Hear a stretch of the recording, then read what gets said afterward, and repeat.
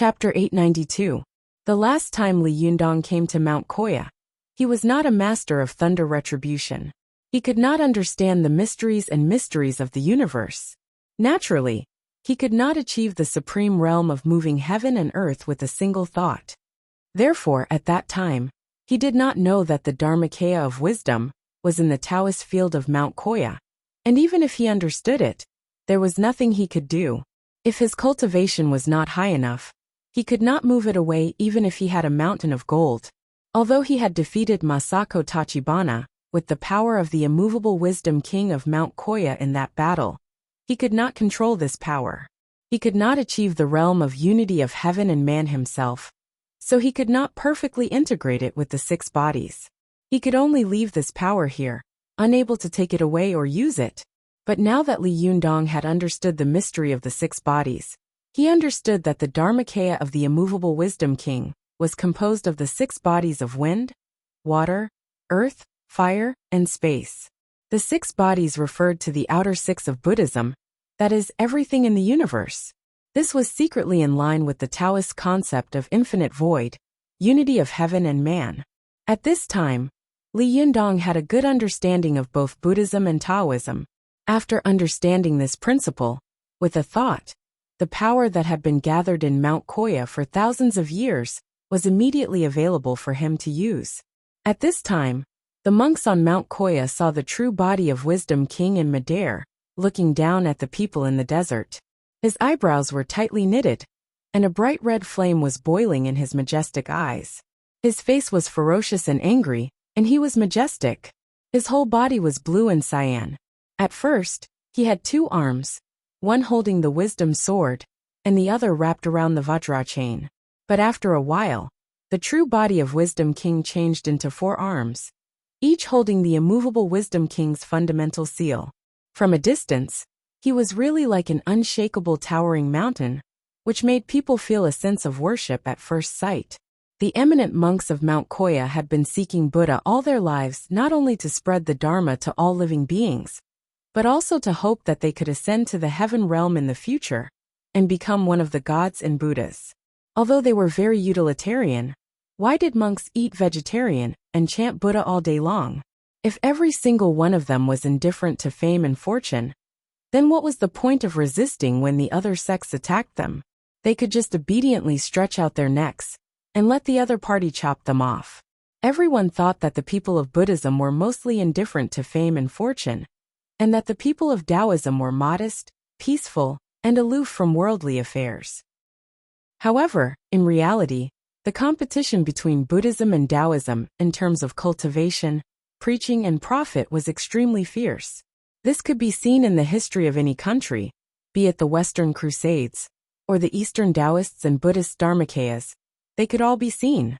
A soldier who does not want to be a general is not a good soldier. A monk who does not want to be a deity is not a good monk. Buddha says, life is like a thicket of thorns. Chanting sutras for 1,000 days, praying to Buddha for 10,000 days. For what? Wasn't it all for the sake of meeting the gods and Buddhas, and praying that the gods and Buddhas would take him all the way to the Western paradise, so that he could be free from the sea of suffering in the human world? However, in front of them, this genuine Buddha had appeared right under their noses. Furthermore, he was the king of all wisdom kings, the immovable wisdom king of all wisdom kings.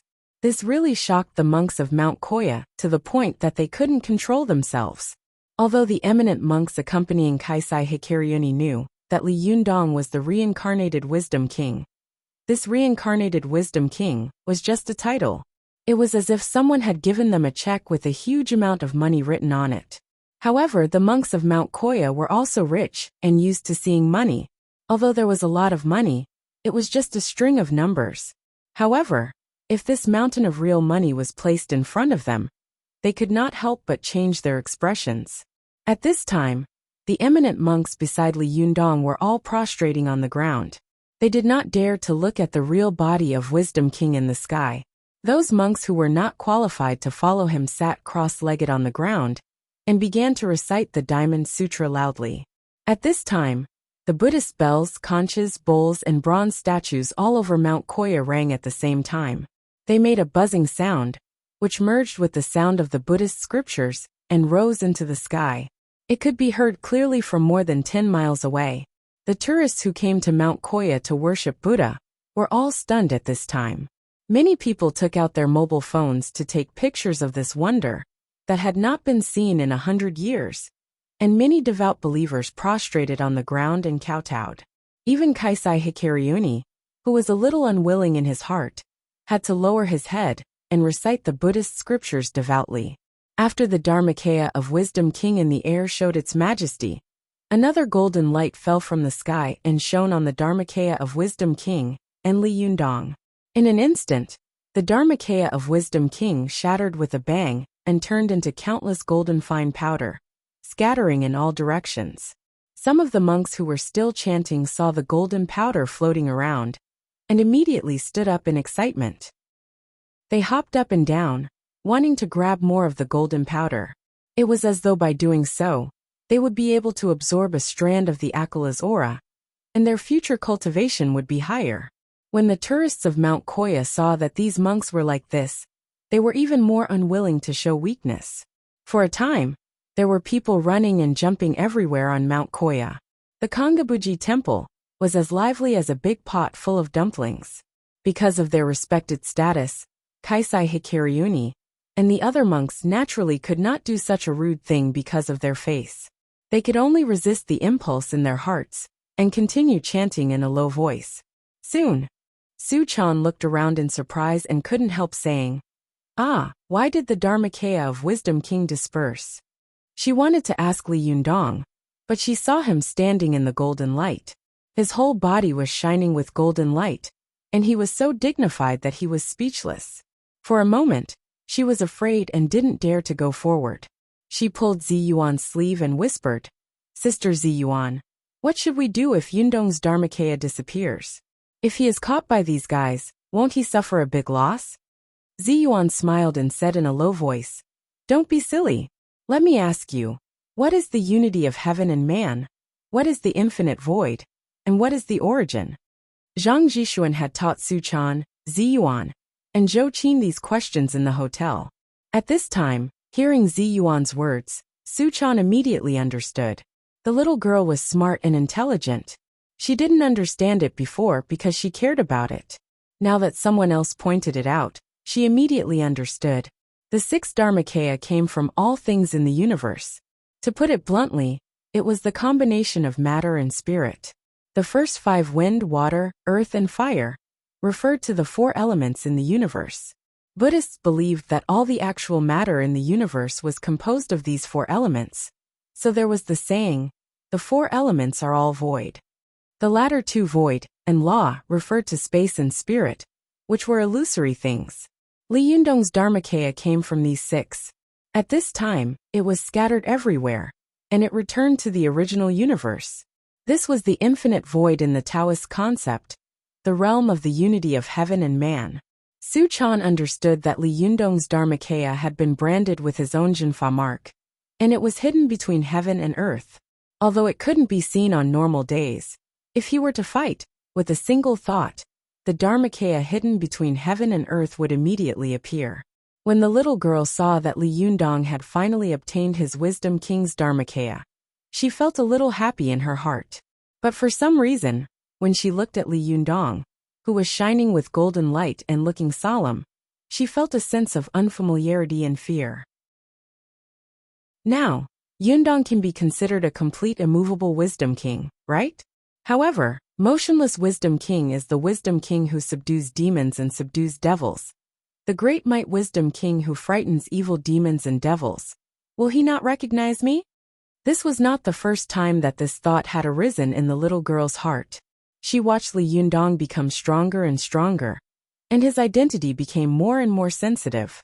She felt more and more insecure in her heart. But just as she was feeling anxious, she saw Li Yundong raise his palm in the golden light and shout the name of Buddha. Amitabha. This Buddha's name shook the mountains. The Buddha bell rang loudly, and the loud chanting of sutras of Mount Koya was also forcibly suppressed by him. For a moment, all the monks shut their mouths and looked at Li Yundong's figure, or in his direction in horror. Li Yundong lowered his head, and his face seemed to be covered with a layer of shining light. His eyes drooped. After shouting the name of Buddha, he didn't say a word. He didn't speak, and the others didn't dare to speak. They didn't even dare to breathe loudly. In the lobby of the Aoyuan, Tsuruko Tachibana and Masako Tachibana, who had seen the wonderful scene of the Buddha's light descending into the world, couldn't help sighing. Tsuruko Tachibana put his palms together and moved his teeth slightly, as if he was chanting something. Masako Tachibana sighed softly and said, "What a powerful wisdom king! What a profound realm! I didn't lose unjustly." Masako Tachibana knew that with Li Yundong's current realm, even if he was not the reincarnation of Wisdom King, she was no match for him at all. Masako Tachibana knew that she would never be able to reach such a realm in her lifetime. She was an extremely competitive person. Seeing that Li Yundong's cultivation was so profound, her previous thoughts became more and more hot. She waved to Tachibana Wakako, who was looking at Li Yundong with her mouth agape not far away, and said to her, "Wakako, from today on, you must find a way to become Li Yundong's disciple. If you can't learn the true inheritance, you will no longer be the successor of my Tachibana family." At this time, Tachibana Wakako had already been admiring Li Yundong. If Masako Tachibana said it a little more gently, she was afraid that she would immediately bow down to him. As for whether Li Yundong would accept it or not, it was another matter. But Masako Tachibana said it so stiffly and arrogantly. Tachibana Wakako suddenly became rebellious and said angrily, "I don't want it." At this time, there was complete silence on Mount Koya. Her words were shouted out loud, which was really clear. At this time, Li Yundong raised his head and smiled at Tachibana Wakako. Being glanced at by Li Yundong, Tachibana Wakako immediately lowered her head and didn't dare to speak again. Although she didn't contradict Masako Tachibana again, no matter how Masako Tachibana winked at her at this time, she refused to raise her head to look at her mother again. Masako Tachibana was furious in her heart. She was used to being the leader of the family. Although she restrained her emotions after the great defeat, she couldn't change her habit of bossing people around. She was about to scold her again, but Li Yundong smiled and said to her, "Sister Masako Tachibana, as the saying goes, a melon that is forcibly twisted is not sweet. Don't force her. If you want to seek Dharma and Tao, in fact, you don't have to go through so much trouble, because all the Dharma only asks for it from the heart." As he said this, he smiled, put his palms together, and bowed to Kaisai Hikaryoshi and the eminent monks beside him. He said, "Thank you for your cooperation, masters. I'm busy going back to deal with the mystical silver fox. I'll leave first." Kaisai Hikaryoshi was depressed. "Good heavens, you came without saying hello. When you came, you took away the Wisdom King's Fazhen of Mount Koya. Now you want to leave? Even if you are the reincarnation of Wisdom King, you can't do this, can you?" However, Li Yundong's excuse made him unable to refute it. He could only smile bitterly in his heart, put his palms together, and return the salute to Li Yundong. He watched him take Su Chan and the others down the mountain. It was not until their figures disappeared that he let out a long sigh with a sad face, thinking about how to make up for this loss. As for Masako Tachibana, she stared at her daughter with disappointment. She didn't listen to what Li Yundong had said to her at all. In her opinion, this was just Li Yundong's excuse. All kinds of methods only asked for in the heart. If that was the case, all the teachers in the world should hang themselves. Masako Tachibana frowned and thought quickly, how can I make Li Yundong accept Tachibana Wakako as his disciple?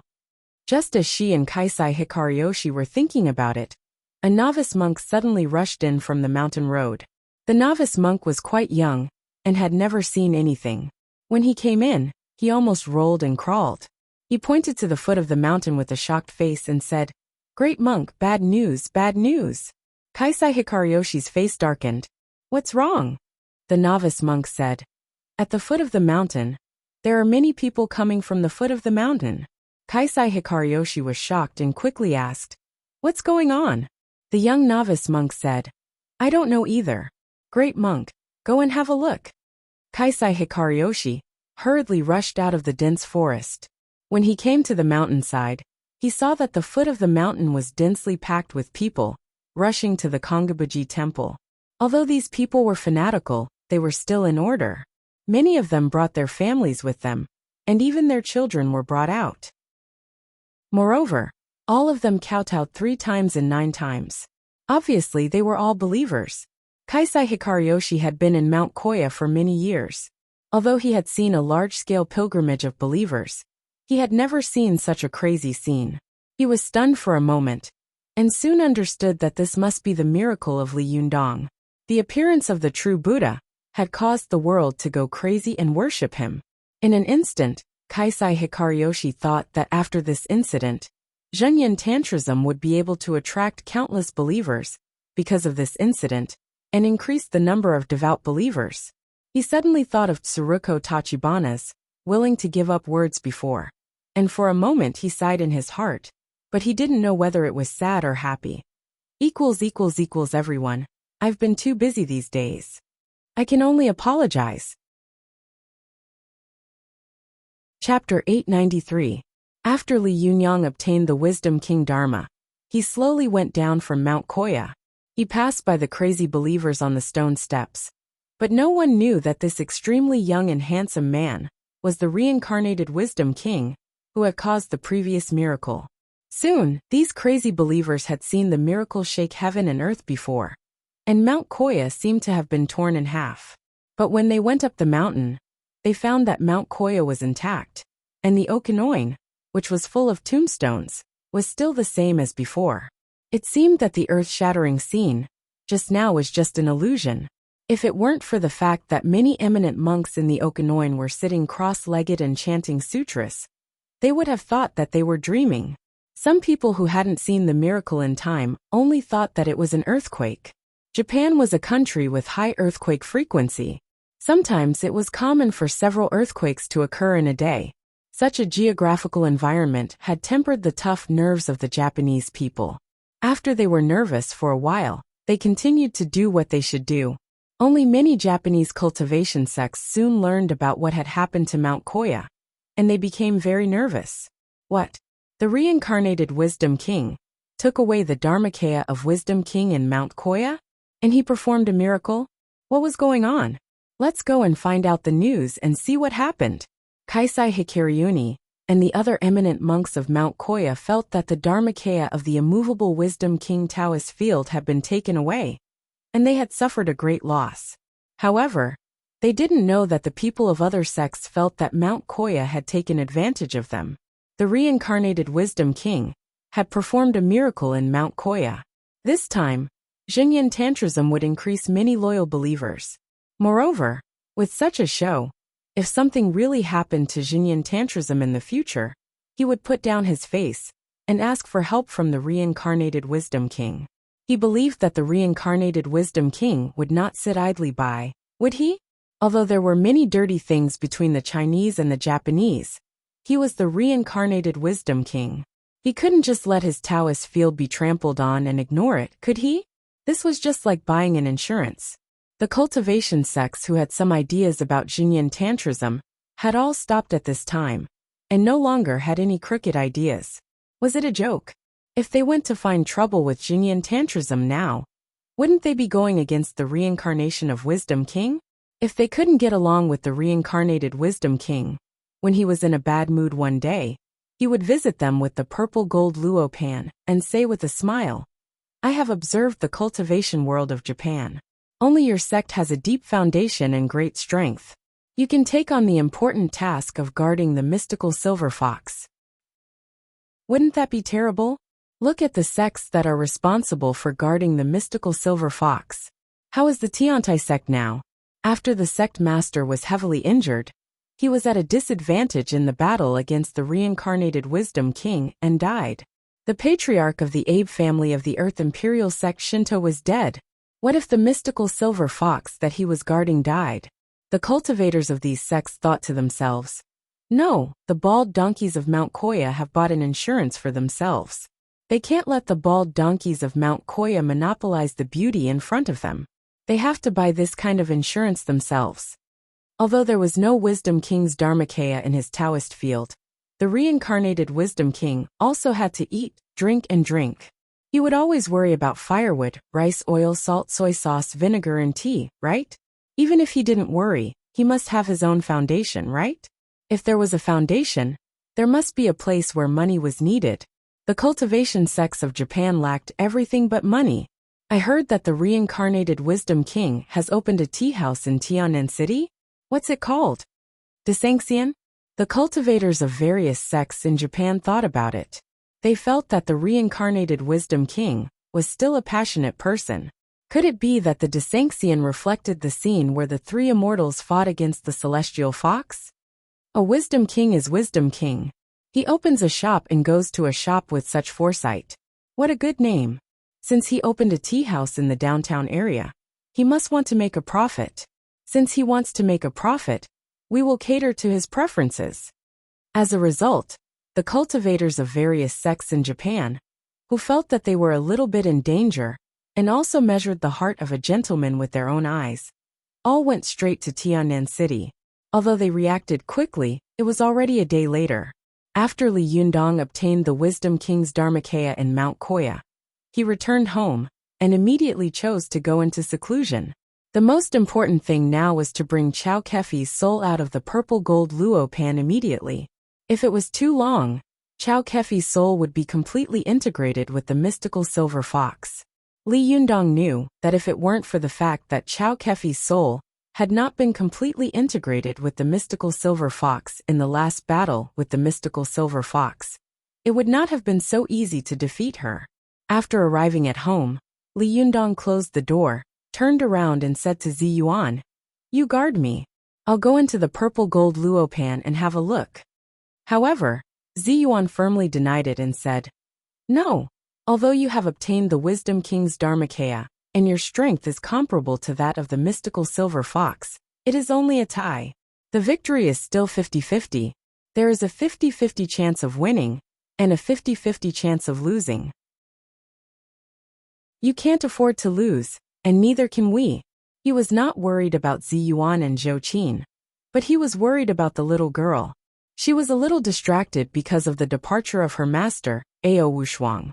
Although it seemed that nothing was wrong now, Li Yundong could see the deep sadness and grief in the little girl's eyes.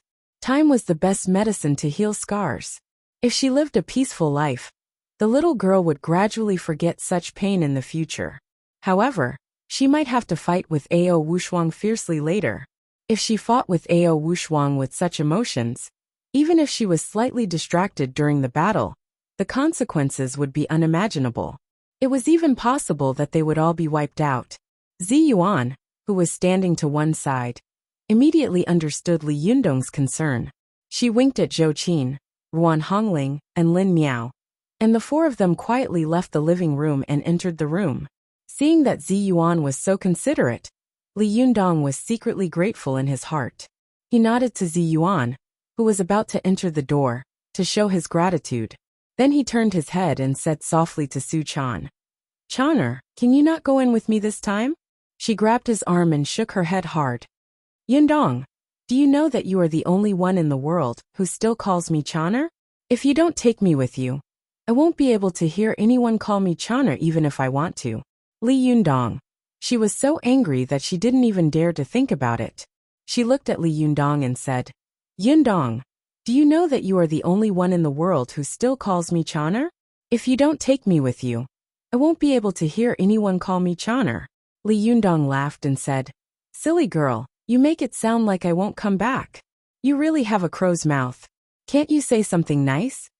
Su Chan had always been obedient to Li Yundong, but this time, she shook her head stubbornly, which was rare.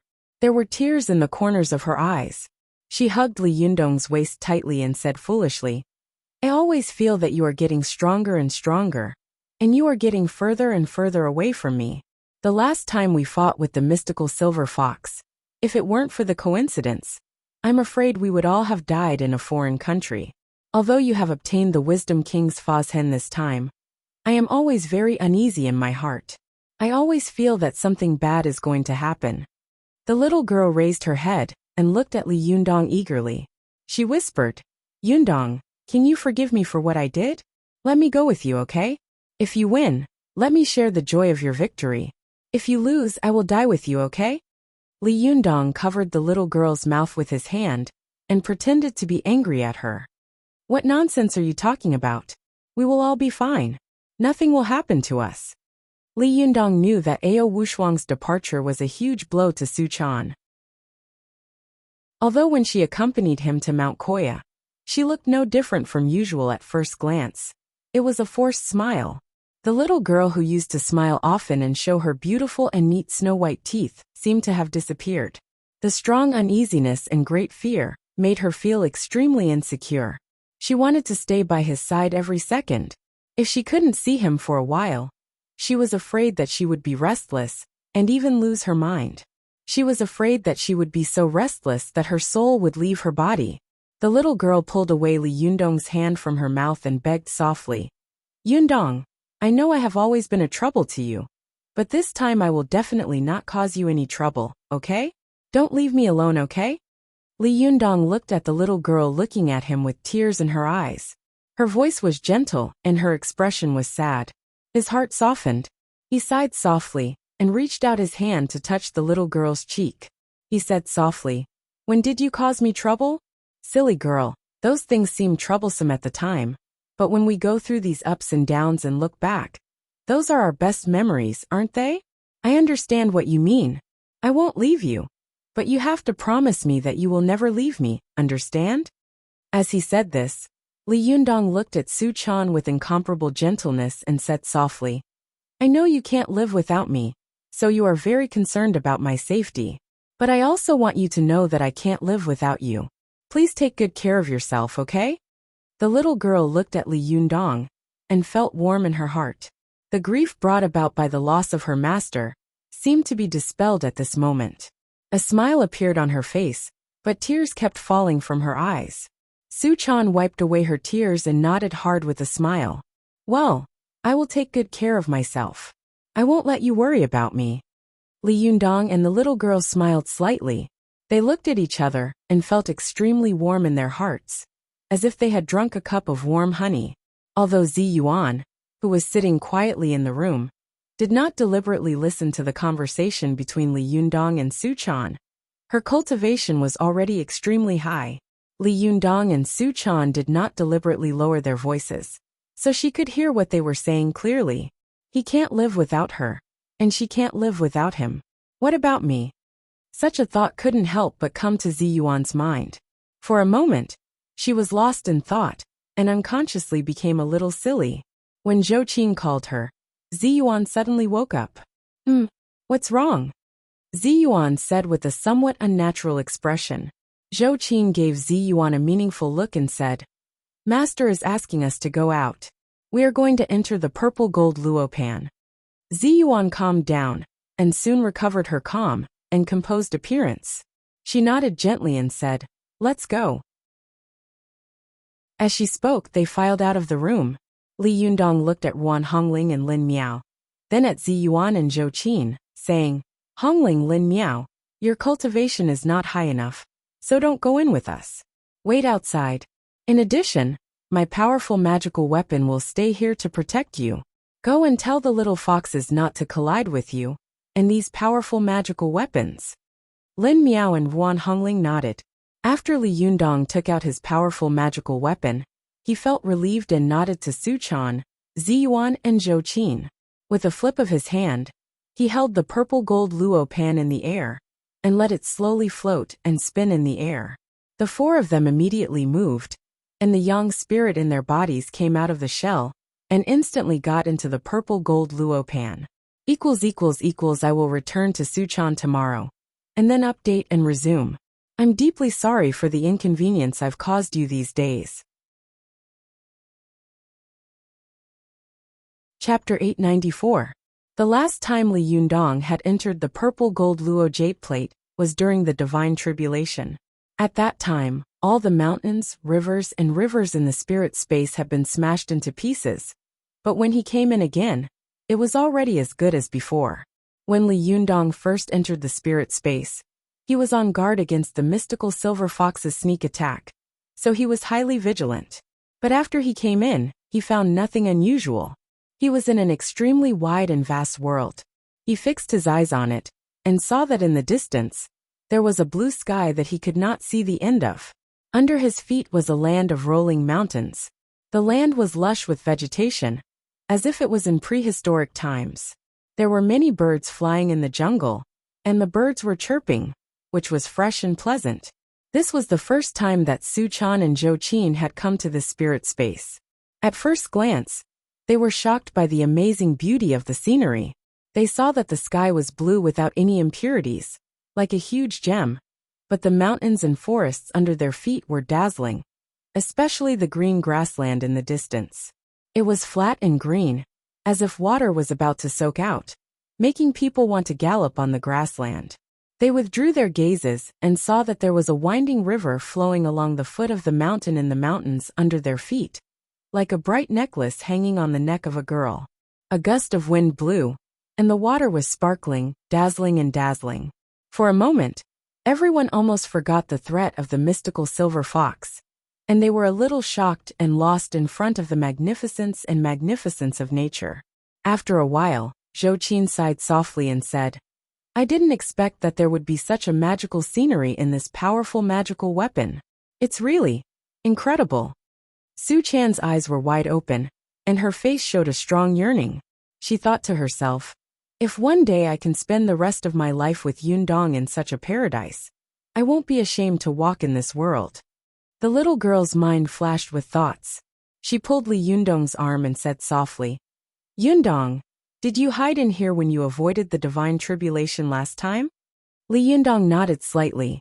Su Chan and Zhou Qin were fascinated by this amazing scenery, and he didn't dare to be careless at all. He released his aura, and was alert to the surroundings. He said in a low voice, "Yes, but last time this purple gold jade plate was destroyed by the divine tribulation." Su Chan asked curiously, "Did the spirit space also collapse? What does it look like?" Li Yundong smiled and said, "You have to ask Ziyuan. At that time, I had already been struck by heavenly thunder. Only she knows what it was like." Su Chan turned her head to look at Ziyuan. Ziyuan smiled at her and said softly, "I'll tell you when we get back, but I don't think you want to know. That scene was too terrible. I don't want to see it again." Su Chan secretly stuck out her tongue and didn't ask any more questions. She also looked around vigilantly and nervously, but after looking for a while, she found that the spirit space was extremely large and far away.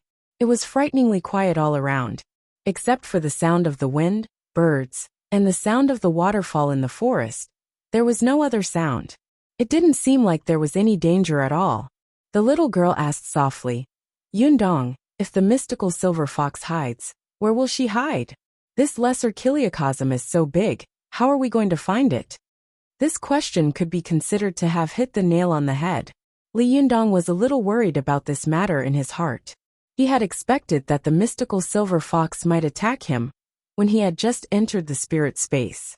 Therefore, as soon as Li Yundong came in, he was highly vigilant and kept the most powerful spiritual energy in Jinqi. But after coming in, he found that nothing had happened, which made him feel as if he had punched the air, which was very uncomfortable. He didn't expect that if the mystical silver fox didn't come to hit him, what should he do? In Li Yundong's impression, how could an arrogant and domineering person like the mystical silver fox not take the initiative to attack? But if she was hiding in this spirit space, it would be very troublesome to find her. When he had been addicted to the burning thumb pot, he had stayed for tens of thousands of years. One burning thumb pot had 3,000 worlds and 80,000 mortal worlds. It seemed that the purple gold jade plate was not much better. If it was like the burning thumb pot, they would search inch by inch. Even if they all became old men and old women, they might not be able to find it. Seeing that Li Yundong was thinking with his head down, Zhou Qin knew that he was in a dilemma. She smiled bitterly and said, "This spirit space is so big. Even if we use the yang spirit to find it, it will take a long time, right?" As she said this, she turned to Ziyuan and said, "Ziyuan, how big is the spirit space in this purple gold jade plate?" Ziyuan also said helplessly, "Do you know the Buddhist saying of Mount Sumeru in a mustard seed? Mustard seed was the collective name of mustard and chestnut. Buddhists used mustard seed to describe extremely small things, while Sumeru referred to Mount Sumeru, the largest of the 3,000 worlds of Buddhism. There was no mountain in the world that was bigger and taller than this. However, the Buddhists believed that Mount Sumeru could be accommodated in a mustard seed, which coincided with the idea of Taoist cultivators. Taoist cultivators believed that the human body furnace was a small universe, and the world of heaven and earth was a big universe. This small universe could not only be integrated with the big universe, but it could also contain the big universe with the small universe. This was the idea of the unity of heaven and man. Zi Yuan's words were to tell Zhou Qin that the purple gold jade plate was as big as the universe. Zhou Qin was shocked when she heard this. She knew that no matter how powerful a cultivator was, even if the young spirit went out of his body to find a life in the universe, it would be like looking for a needle in the sea. It was completely unreliable. She said, "What should we do? Why don't we split up and look for it?" Li Yundong immediately shook his head and said, "It's useless to shake your head. I have a way." Su Chan, Zi Yuan, and Zhou Qin asked at the same time, "What is it?" Li Yundong looked at Zi Yuan with a smile and said, "Have you forgotten the 8 great freedoms that I comprehended in the 3,000 small worlds of the burning thumb pot?" Zi Yuan suddenly understood. "Ah, you want to use your avatar to look for it?" Li Yundong nodded with a smile. The 8 great freedoms of Buddhism believed that the avatars of cultivators could be big or small, far or near, few or many. They could change infinitely and turn stone into gold. At this time, Li Yundong had cultivated to the highest level. Although the world was big, his young spirit avatar could transform into countless incarnations. He was everywhere in the world. Li Yundong said, "That's right, but we have to find a place first. Don't stand in the air all the time. It's very disadvantageous for the enemy to be in the dark while I'm in the light. When I clone later, you must protect me. If the mystical silver fox attacks at this time, you only need to hold her back for a few seconds, and my clone can quickly return." Su Chan, Zi Yuan, and Zhou Qin nodded one after another. They followed Li Yundong, restrained their auras, lowered their heads, and flew toward the dense forest on the ground. The forest in the spirit space was not only dense, but also full of spiritual qi. In addition, Li Yundong and the others carefully hid their auras. Once they got into the mountain range, even the immortal sky eyes couldn't find them. Li Yundong, Su Chan, Zi Yuan, and Zhou Qin found an extremely secluded cave. After nodding to Su Chan and the others, he sat down cross-legged. With a thought, the young spirit immediately came out of its shell. At first, there was only one young spirit avatar, but as soon as it flew out of the cave, it split into 2 and flew to the left and right sides. The 2 young spirits on the left and right sides split into 4 and flew to the east, south, west, and north. Then, the 4 young spirits split into 8 avatars and flew in 8 directions. In just a short while, countless avatars appeared in the world and flew in all directions of the spirit space. The universe of heaven and earth could be said to be infinite, but human young spirit could also be infinite. Li Yundong's young spirit continued to search the spirit space. Su Chan, Zi Yuan, and Zhou Qin looked around nervously, for fear that the mystical silver fox would suddenly appear at this time and give them a thunderous blow. In the last battle, this incomparably powerful mystical silver fox had left a very deep impression on them. However, they were nervous for a long time until Li Yundong, who was beside them, suddenly woke up from his meditation and opened his eyes, but there was still no trace of the mystical silver fox. Su Chan was the most impatient. As soon as she saw Li Yundong wake up, she immediately asked in a low voice, "How is it? Have you found it?" Li Yundong shook his head with a puzzled face. "No, my young spirit doppelgangers have turned into hundreds of millions of people. They have almost searched all over the spirit space, but they still can't find any trace of the mystical silver fox. It's really strange. Where can she hide?" After hearing this, Zhou Qin turned her head and looked at Zi Yuan in confusion. Is it possible that she escaped from this powerful magical weapon by herself? Zi Yuan shook her head and said, That's impossible. Li Yundong carries this powerful magical weapon with him every day. If the mystical silver fox escapes from it, he can't not feel it. Moreover, if this powerful magical weapon wants to come out, either the owner of the powerful magical weapon will bring this person out, or the young spirit avatar will be smashed in this spirit space. Hearing this, Zhou Qin and Su Chan looked at each other and asked in unison, "Where is the mystical silver fox?" Li Yundong was also puzzled. They had all watched the mystical silver fox escape into the purple gold luo jade plate, but they didn't know where she had gone in the end. This was really strange. Li Yundong thought for a moment, and was a little unwilling to give up. He said, "This time, I'll go to the 9th heaven, and the 9th earth in the spirit space to look for it. You can help me keep an eye on it." After that, he turned into hundreds of millions of avatars again, and went up to the sky and down to the ground. But after a long time, when Li Yundong's countless avatars flew back from all directions, he still found nothing. At this time, Li Yundong was shocked and confused. He couldn't understand where the mystical silver fox had hidden. Was she still in the spirit space? If she was here, why couldn't he find her? If she wasn't here, when did she escape? How did she escape? Where was she now? Thinking of this, Li Yundong felt a headache.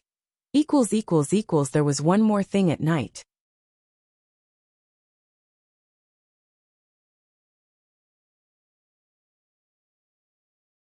Chapter 895. Li Yundong, Su Chan, Ziyuan, and Zhou Qin looked at each other in dismay. Although one of them was the famous reincarnated wisdom king in the cultivation world of China, and the other three were the famous heaven, human and fox immortals, they could only stare helplessly in such a situation.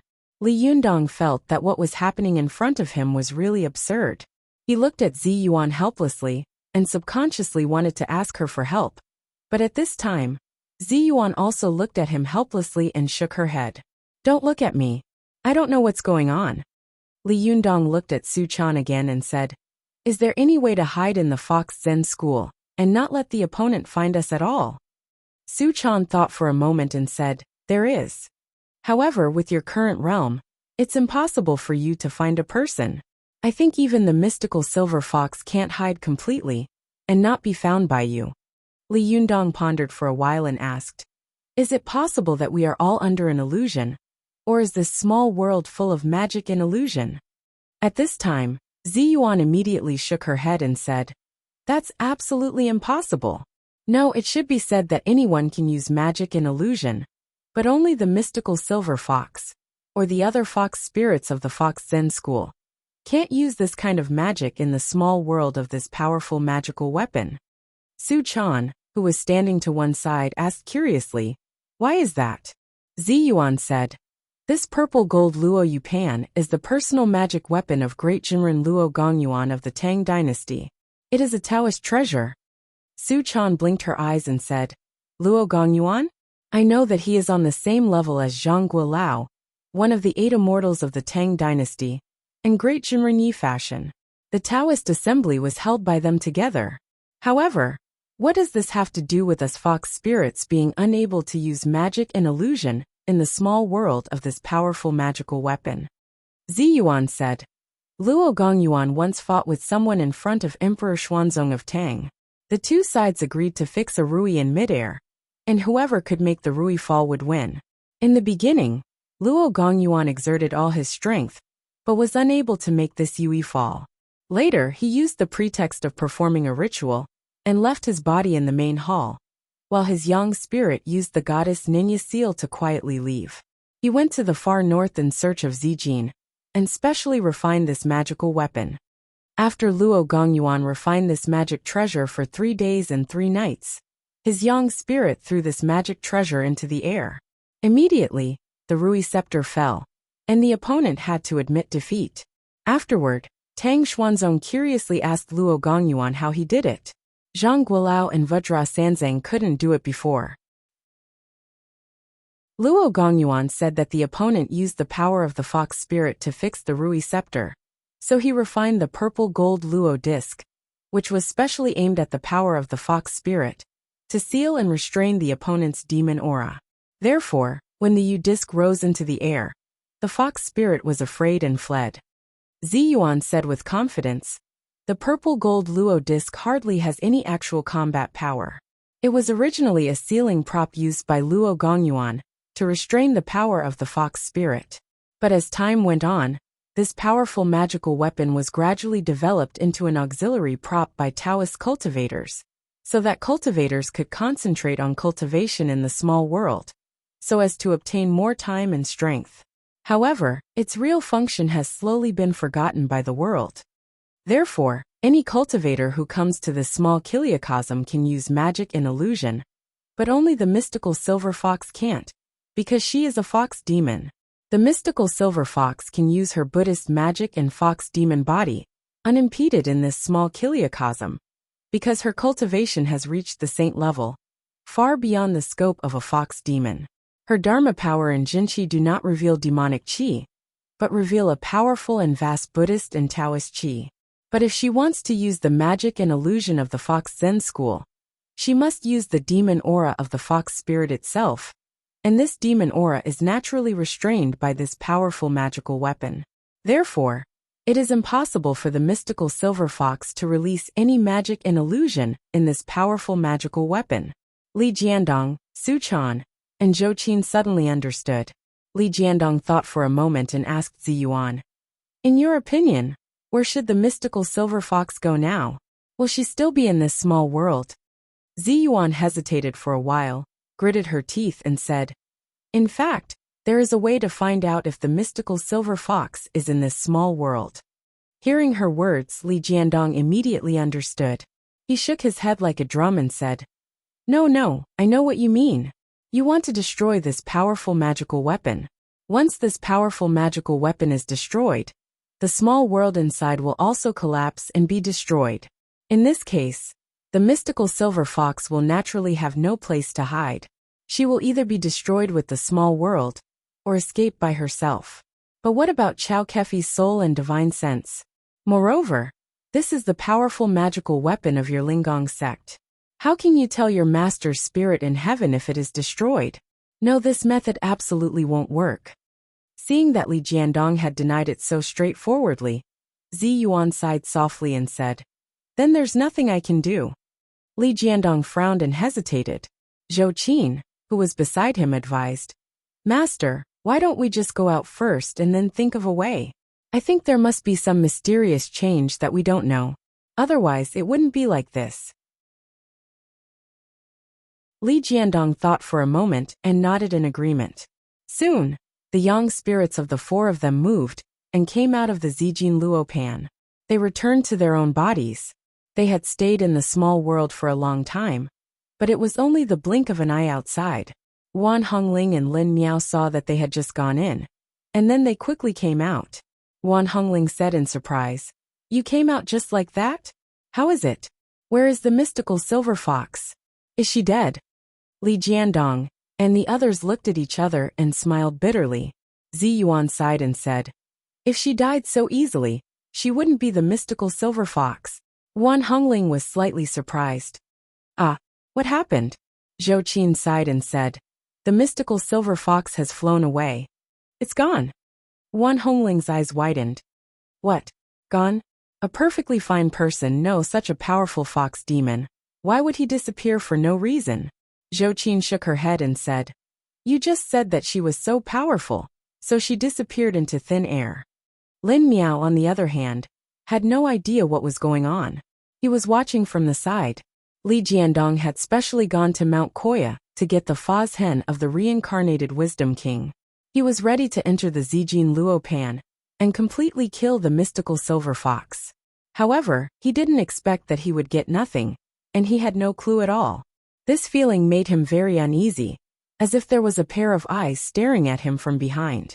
The enemy was in the dark and he was in the light, which made him feel like he was sitting on pins and needles. However, Li Jiandong's cultivation was already very profound, and he was also very shrewd.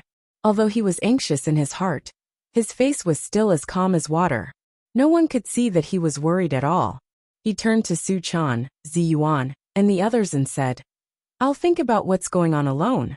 You can go and do your own things."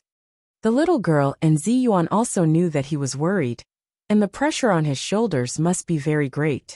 They were very considerate, and didn't disturb him anymore. Instead, they watched him go out of the room. Of course, the few of them couldn't be busy, so they gathered their heads together, and guessed the whereabouts of the mystical silver fox one by one. Li Jiandong walked out of the room with a heavy heart. He was still carrying the Zijin Luo Pan with him. He held the powerful magical weapon in one hand, and gently stroked it with the other. He was quickly guessing what had gone wrong. Why did the mystical silver fox disappear?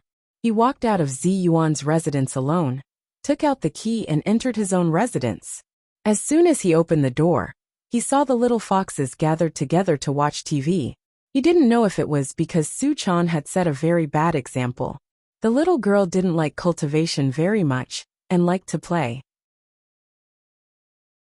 After these little foxes went down the mountain, they were also infected with these stupid diseases. In addition to the fixed course of cultivation, they stayed in front of the TV all day long and watched TV. These little girls couldn't play well with computers. That thing was a little complicated for them. But TV was much simpler. They could always press up, down, left and right? They could press whatever they wanted to see. If they really couldn't, they could scan back and forth with the up and down keys. Although the departure of Ao Wushuang, Chao Yi, and Lui Wahong had been a huge blow to them, this did not hinder the little fox's love for TV shows. Before they had watched TV happily, but now they were just listless. In the past they used to watch TV in groups of 2s and 3s, but now they were lying down or lying on their stomachs watching TV. Their mood was different, so their posture was different. Looking at their expressions, Li Yundong couldn't help but burst into laughter. He shook his head secretly, and admired their optimistic spirit of crying, and letting it be over. When the little foxes saw Li Yundong enter the room, they all tried to get up and greet him. Li Yundong smiled and waved his hand at them, indicating that they should do what they were doing and leave him alone. The little foxes didn't stand on ceremony. They stood up symbolically and called him leader sweetly. Then they turned their eyes to the TV again. At this time Ling Yu, who was holding the remote control in her hand, scanned the TV stations, but she still couldn't find anything she wanted to watch. She was about to transfer the remote control to someone else when she suddenly heard a news broadcast from the TV station. At 1:35 p.m. yesterday, an earthquake occurred near Yingtan in Jiangxi province. The epicenter of the earthquake was the famous tourist attraction Mount Longhu. A local tourist peak collapsed and the mountain was damaged, but there were no casualties. The little fox Ling Yu asked curiously, "Leader, didn't this happen 2 days ago? Why did it only report today?" Li Yundong was about to enter the door when he turned around and said with a smile, "This kind of thing will only be reported when it can't be hidden anymore. What's so strange about hiding it for a day or two? No one died." As soon as he finished speaking, a little fox next to him suddenly said in a sobbing tone, "Nonsense, little Shirshu Wushuang is dead." But soon another little fox retorted, "Who said that? Little Shirshu Wushuang just sealed herself. She's not dead." But this immediately caused a heated debate. The little foxes said at once, "If this is not death, then what is death? Must her body and soul be destroyed?" Little Shirshu Wushuang said she would wait for Wang Yuanshan to come back. But can she wait? Ba, you jinx. Can't you say something nice? Now Chao Yi Sherbo is gone, and Lui Wahong Sherbo doesn't want us anymore. Can't we keep some memories? Li Yundong listened to their bickering, and shook his head secretly. He pushed open the door of his room and walked in. After entering the room, he sat down cross-legged on the bed, and placed the purple gold luo pan in front of him. Looking at the purple gold magic treasure floating in the air slowly rotating, he frowned and thought to himself. Just as he was thinking about it, he heard a soft knock on the door. Li Yundong said without hesitation, "Come in." With a squeak, the door was pushed open. It was the golden-haired Lin Miao who walked in timidly. Li Yundong saw her at a glance and asked curiously, "It's you? What can I do for you?" Lin Miao nodded, looking a little hesitant. She took a deep breath, gathered up her courage and said, "Master, I think I know where the mystical silver fox might be." Li Yundong was so shocked, that he jumped up from the bed. What? I don't even know. Ziyuan has been cultivating for more than 10 years. Even such a knowledgeable person doesn't know. How can you, a foreign devil who hasn't even entered the cultivation sect, know? What's the reason? Finally, I'm back in Suzhou again. Alas, my father-in-law is an old intellectual. Every day, he rests at sunset and works at sunrise. At 7:30, he watches the news and the weather forecast and goes to bed on time. The next day, he gets up at 4:30, washes at home, and goes out to the park at 5 o'clock. He repeats day and night and never changes. My father-in-law is small. His house is only about 40 square meters. He can hear everything clearly. Poor me. I fall asleep at 1 or 2 o'clock every day and wake up at 4 or 5 o'clock. I really don't know how I've been through these days. The last time I went back to Shanghai to take care of my father-in-law, it was a hot summer. There was no air conditioner in the old Mount Tai's house, and the electric fan was not turned on. So I took my wife to live in a hotel. I didn't suffer much. This time the weather is cool, but I have no excuse to live out. There are gains and losses. Chapter 896. Li Yundong looked at Lin Miao in shock. He couldn't believe his ears. Do you know the whereabouts of the mystical silver fox? Being stared at by Li Yundong, Lin Miao hurriedly waved her hand and said, No, I should say a little bit. Li Yundong didn't stand on ceremony with her. He quickly came to her side and asked, Where is the mystical silver fox? Lin Miao took a deep breath and said, In fact, I don't know the specific whereabouts. Master, you are so powerful, but you don't know her whereabouts. How could I know? But I think you seem to have gotten into a dead end. Li Yundong asked curiously, A dead end? Lin Miao nodded and said, Yes, master. You should know that when the police handle a case, in order to find out the truth, they often reorganize the case. Reorganize the case? Li Yundong was stunned and slightly sank. He couldn't help but nod and say, Do you mean that if I replay the situation at that time, I can probably guess what happened? Lin Miao nodded slightly and smiled embarrassedly. That's all I can think of. I don't know if I can help you. Li Yundong smiled and nodded at her. What you said makes sense. We might as well give it a try according to what you said.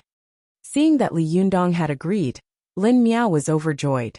I hope it works. Li Yundong smiled and took her out of the room to Ziyuan's residence.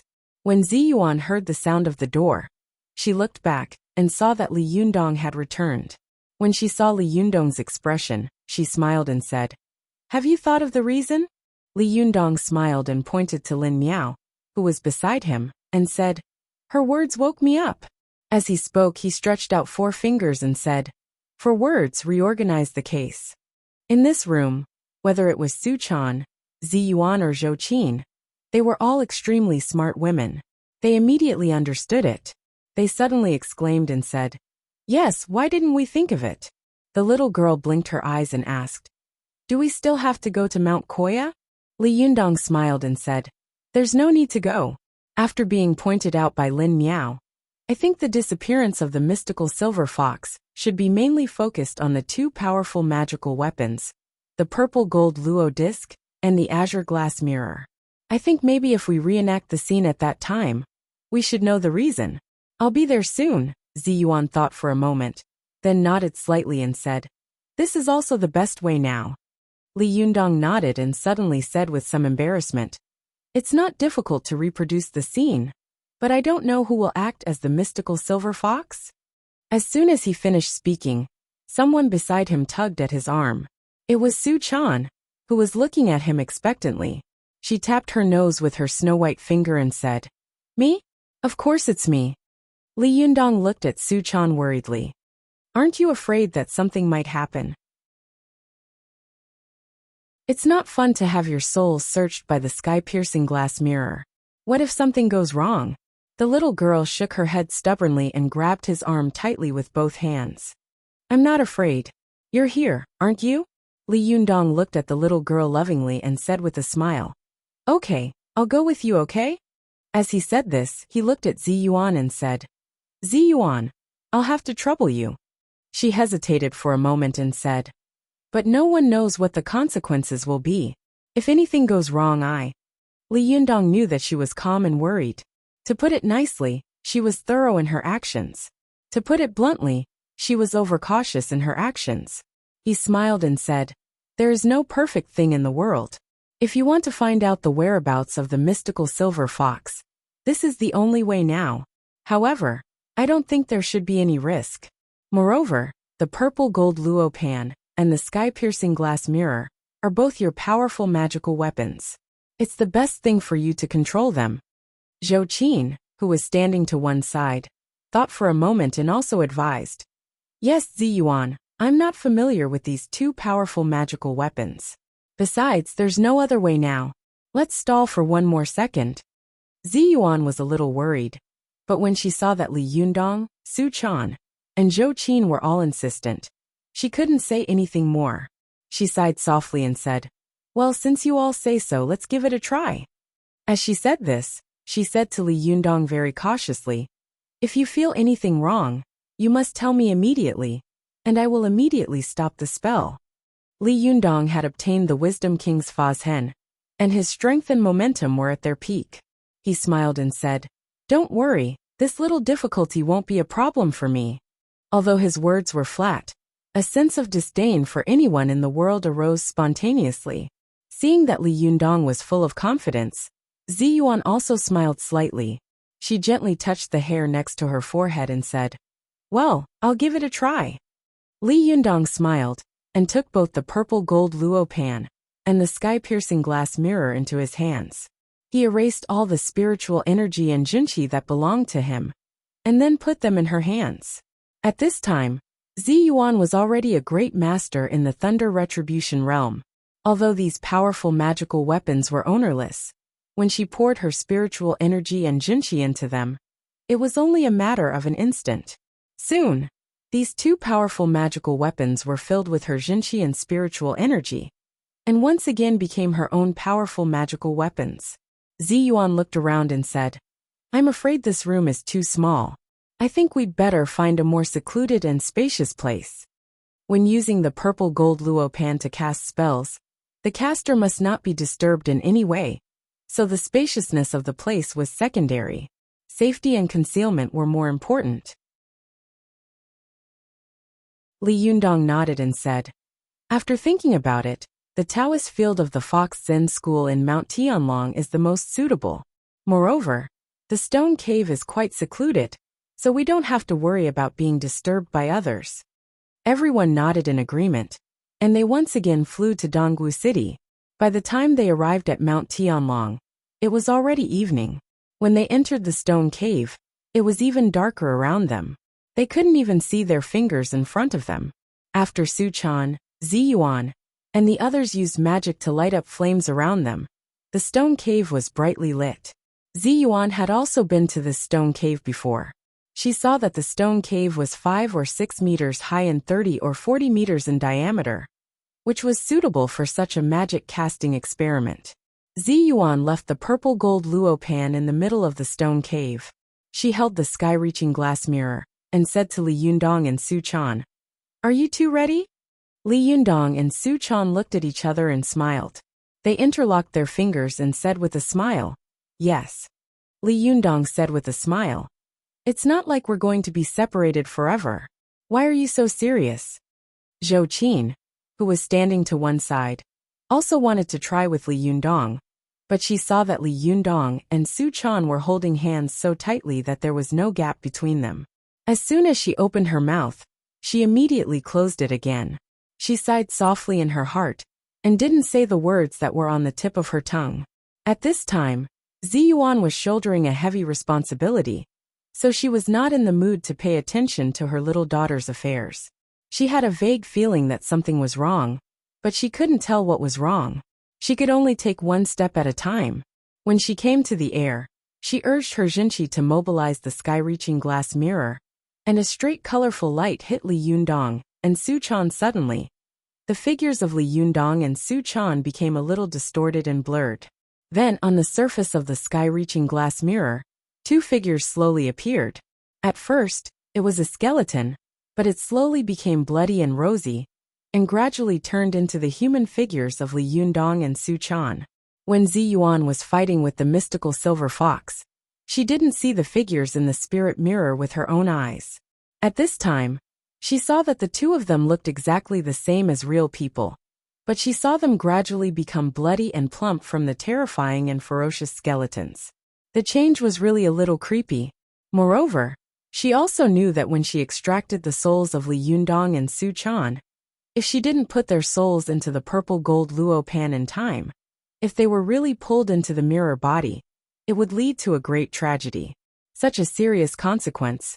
Even though Zi Yuan was a calm person, she couldn't help but have cold sweat on her forehead at this time. Zi Yuan nervously mobilized her Jinqi and separated the souls of Li Yundong and Su Chan from their respective human cauldrons.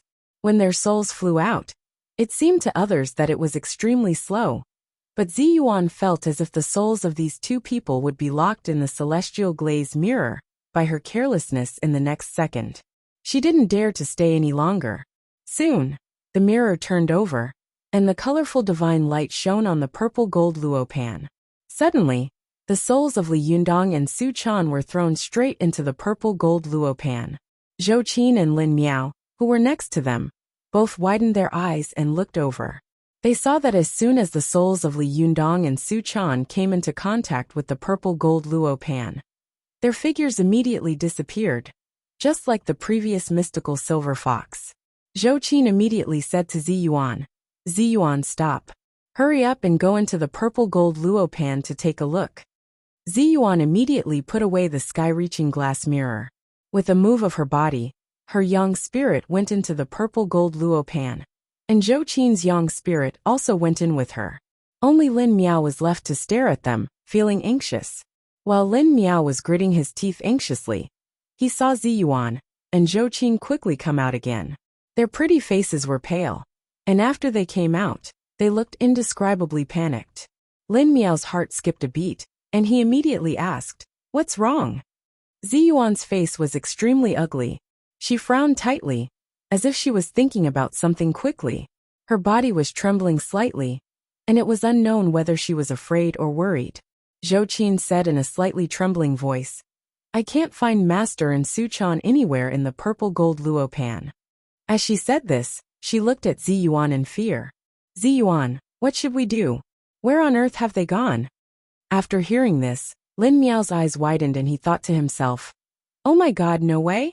The two of them disappeared just like that? Is this a big change? I just got home. I'll write a chapter before eating. After eating, I'll continue with the second chapter. I'll eat first."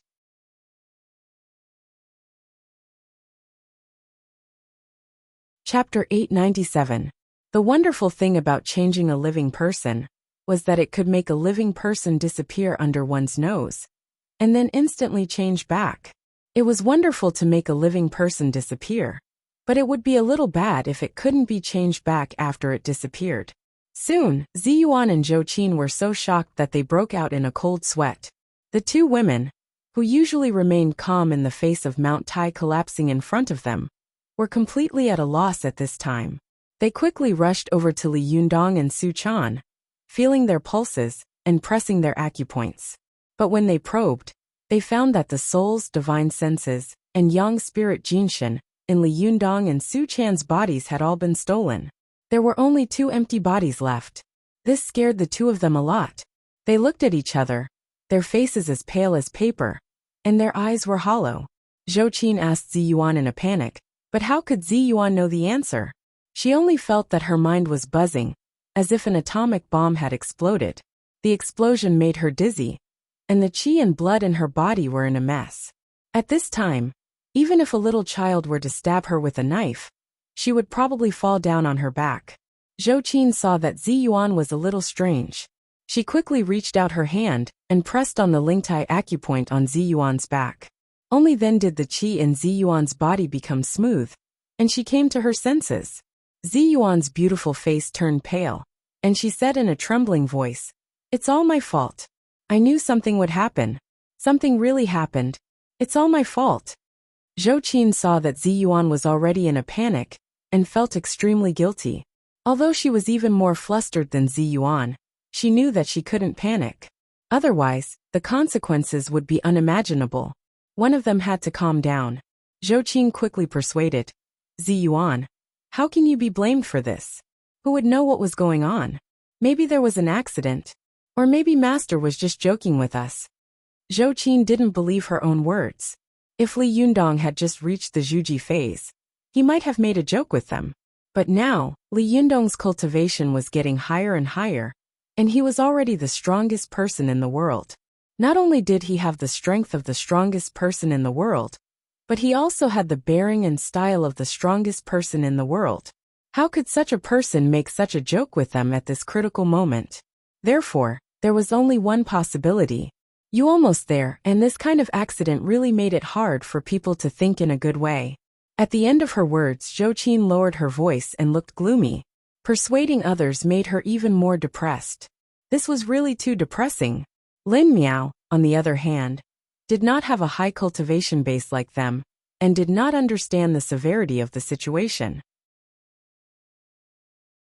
She mustered up her courage and asked, "Perhaps Master and the rest have already returned?" These words made both Ziyuan and Zhou Qin jump up and rush out of the stone cave like a gust of wind. In the blink of an eye, they disappeared, leaving Lin Miao standing alone in the huge stone cave. Lin Miao was dumbfounded as he looked at the direction where the two of them left. He couldn't help but exclaim, "Hey, don't leave me behind. How can I go back alone?" At this moment, she had never felt so helpless and distressed. Even when she had traveled thousands of miles to China to seek Tao, she had never felt discouraged. But now, Lin Miao realized how insignificant and helpless everything he had been proud of was in this world of cultivation. Not only could she not help her master, but she had also become a huge burden. It was even a problem for her to go back alone. It was the middle of the night in the wilderness. How could she go down the mountain and take a car? Lin Miao was in a daze when she saw Zhou Qin rush back like a gust of wind. She grabbed her like a sack and rushed out. Her strength was so great that her whole body almost flew up. Fortunately, Lin Miao's body had been transformed by the Diyuan Jindan, so it was far stronger than ordinary people. Otherwise, Zhou Qin's pull would have dislocated her arm. Zhou Qin pulled her and said quickly without looking back, "Let's go. You will be there soon." Although Zhou Qin and Ziyuan knew that it was impossible for Li Jiandong to leave them here for no reason and suddenly appear at home, at this time, they were really terrified and helpless. They grabbed hold of a life-saving straw and refused to let go.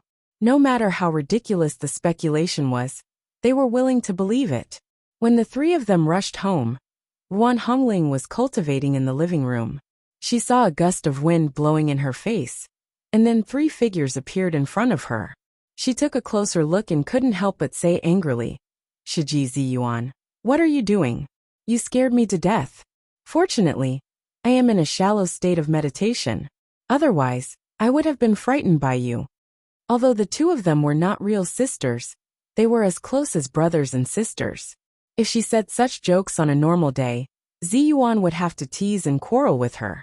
However, Ziyuan didn't even look at her.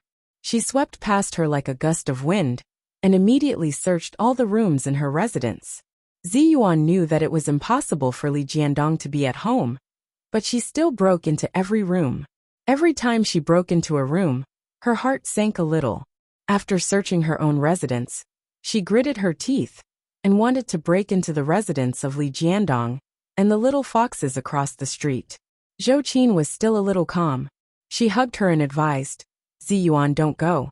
Master will definitely not be there." Ling Yu and the others have finally recovered from the departure of Chao Yi and Lu Yuehong. If you go now, they will definitely be in a mess. At that time, we will be completely alone. On the side, Wan Hongling looked at her senior sister dumbfoundedly. She had never seen her senior sister so flustered. Even when she first heard the news of Wang Yuanshan's death, she just hid alone and secretly shed tears for a while. When she came out again, she had already regained her calmness and composure. It was only a few minutes difference between the two. Wan Hongling couldn't help but ask, "Sister Ziyuan, what happened? Don't scare me." What's going on? After all, Ziyuan was a reasonable woman. When she was stopped by Zhou Qin, her body finally swayed, and she almost fell into Zhou Qin's arms. She forced herself not to fall and sat down in the sand. One hand tightly grasped the edge of the sand, the other clenched into a fist, trembling slightly. Her eyes were full of tears, and she whispered, Li Jiandong and Su Chan. They are all gone. It's all my fault. I shouldn't have let them try. Wan Hongling was shocked and horrified. How could two living people disappear? What's going on? At this time, Zhou Qin explained the whole matter to Wan Hongling in a low voice, and then said, We don't know the situation, let alone the result of this matter. We shouldn't act rashly now. Ziyuan, don't worry. Let's think about it carefully. What on earth is going on? As she spoke, she took a deep breath, closed her eyes, and tried to calm herself down. After thinking for a while, she said, When this Tongtian glass mirror and the Zijin Luo disc are used together, will there be any special effects? Did your master ever tell you about this, Ziyuan?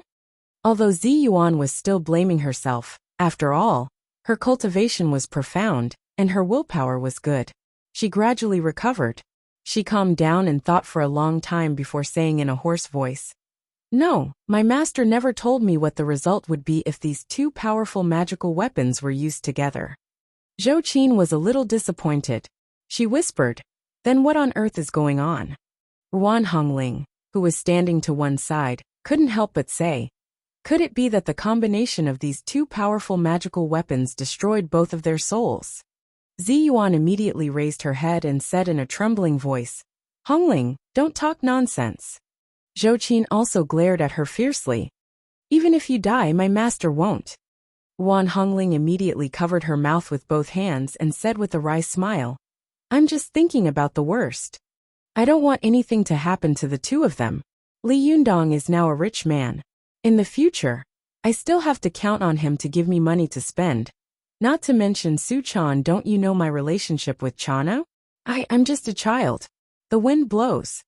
Neither Ziyuan nor Zhou Qin was in the mood to pay attention to her.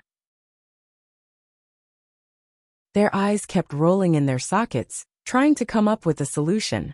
Lin Miao also lowered his head, not knowing where to put his hands. Seeing that the two of them were in such a panic, Lin Miao couldn't help but whisper, I'm sorry, it's all my fault. If I hadn't brought up this idea, it wouldn't have become like this. Wan Hongling widened her eyes and looked at Lin Miao. Did you come up with this bad idea? Lin Miao's face suddenly turned red, and tears were about to fall. At this time, Ziyuan raised her head and scolded in a low voice. Hongling, don't say it if you don't understand. As she said this, her eyes narrowed and she said in a deep voice, I thought about it carefully. In fact, Lin Miao's method should be right. But we can't figure out the key points and don't understand what happened. In my opinion, when the purple gold Luo pan and the glass mirror of heaven were used together, there must have been some unexpected effect. That's why the souls of the mystical silver fox, Li Yundong, and Su Chan suddenly disappeared one after another. Zhou Qin's eyes lit up. Yes, if we follow this clue, we will definitely be able to find out the reason. Wan Hongling also clapped her hands and said, Yes, Shiji Ziyuan, think about it. Who is the most knowledgeable person in the cultivation world now? Who can find out the truth of this matter? Ziyuan bit her lip hard and said softly, Zhou Chang is dead, and my master has also passed away. I think the number of famous cultivators of the older generation in the cultivation world can be counted on one hand. Zhou Qin quickly thought of something and said, Celestial Master Zhang? Wan Hongling didn't go to Mount Longhu with Li Yundong and the others. She had always been upset about the Jingyi school bullying their Linggong sect again and again. At this time, when she heard this, she was shocked.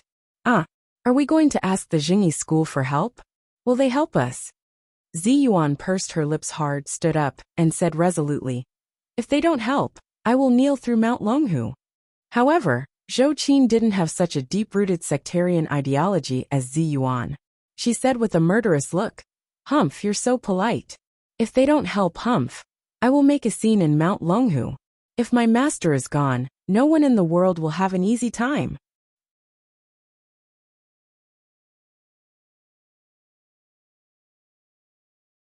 Chapter 898. Ziyuan and Zhou Qin had made up their minds to go to Mount Longhu. Although Yuan Hongling was a disciple of the Jingyi school, she had been bullied a little harshly in the past. Therefore, when she heard that the two of them were going to Mount Longhu, she immediately said, Okay, let's go. Lin Miao was far inferior to the three of them in terms of seniority, and cultivation. In addition, it had been her idea before. So she didn't dare to say anything to stop them.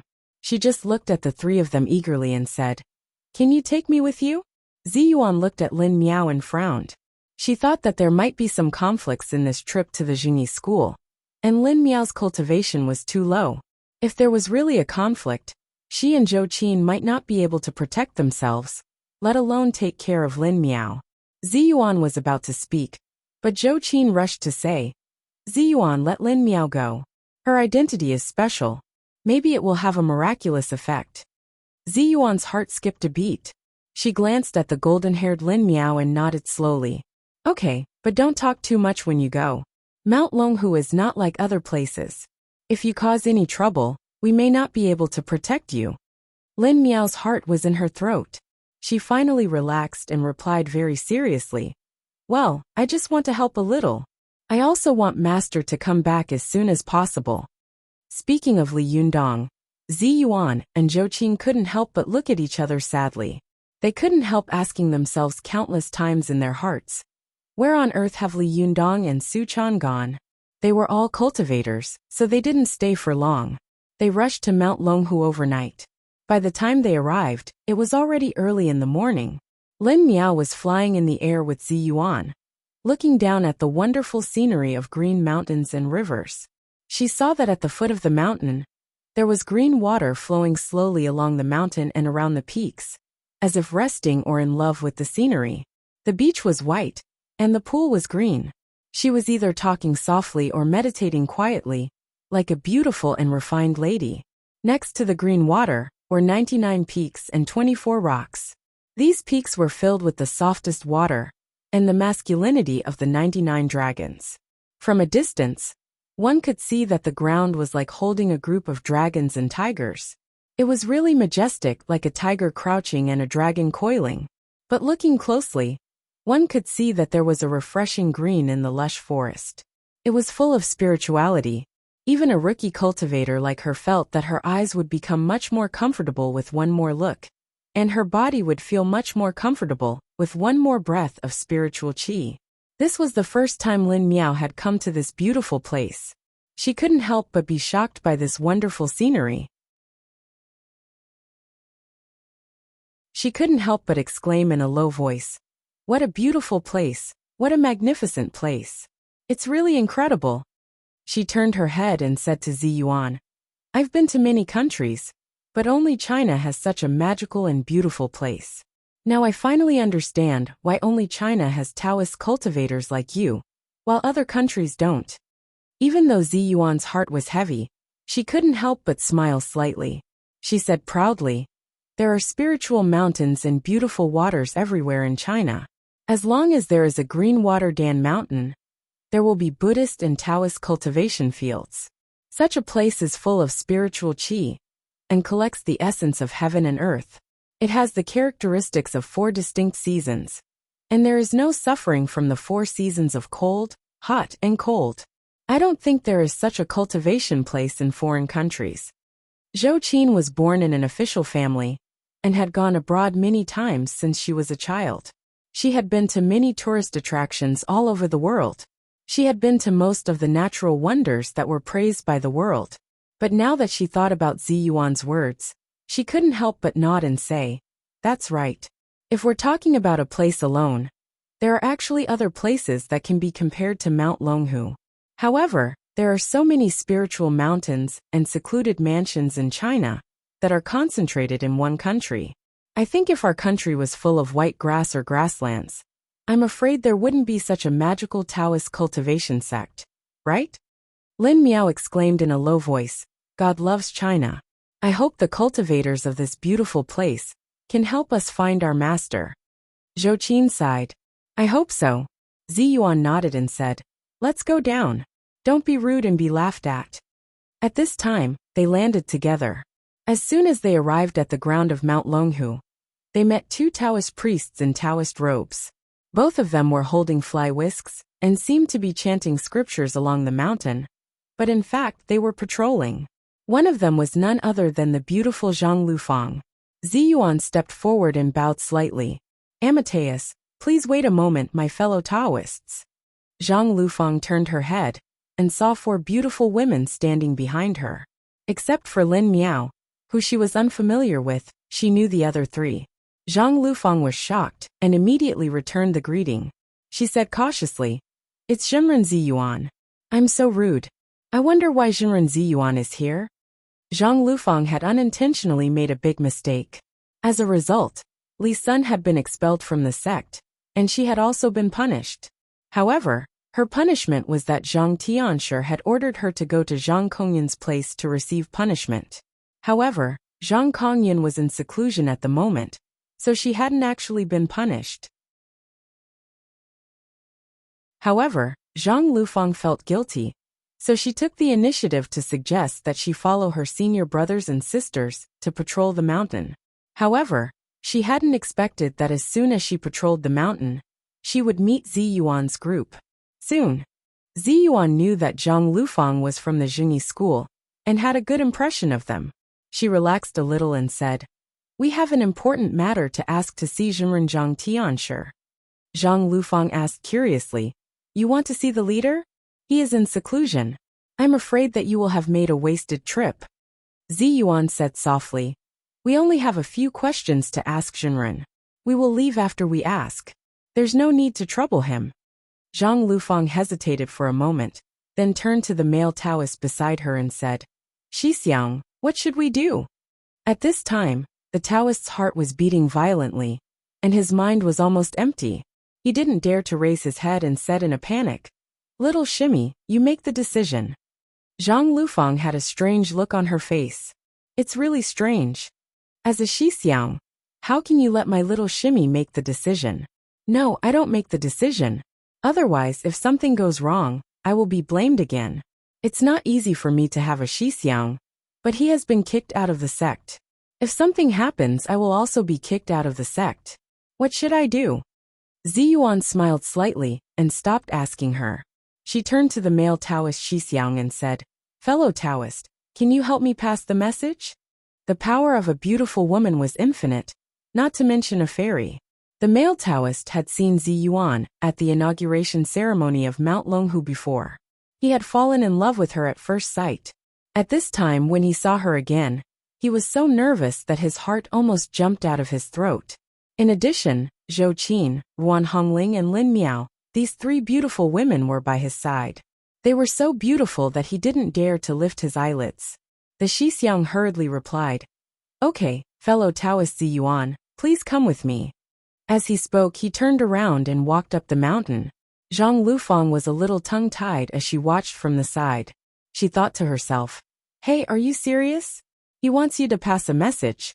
Why did you just take it directly? You don't have to be so lustful, do you?" According to etiquette, the Taoist should have reported first, and then formally led Ziyuan and the others up the mountain to visit Celestial Master Zhang after obtaining permission.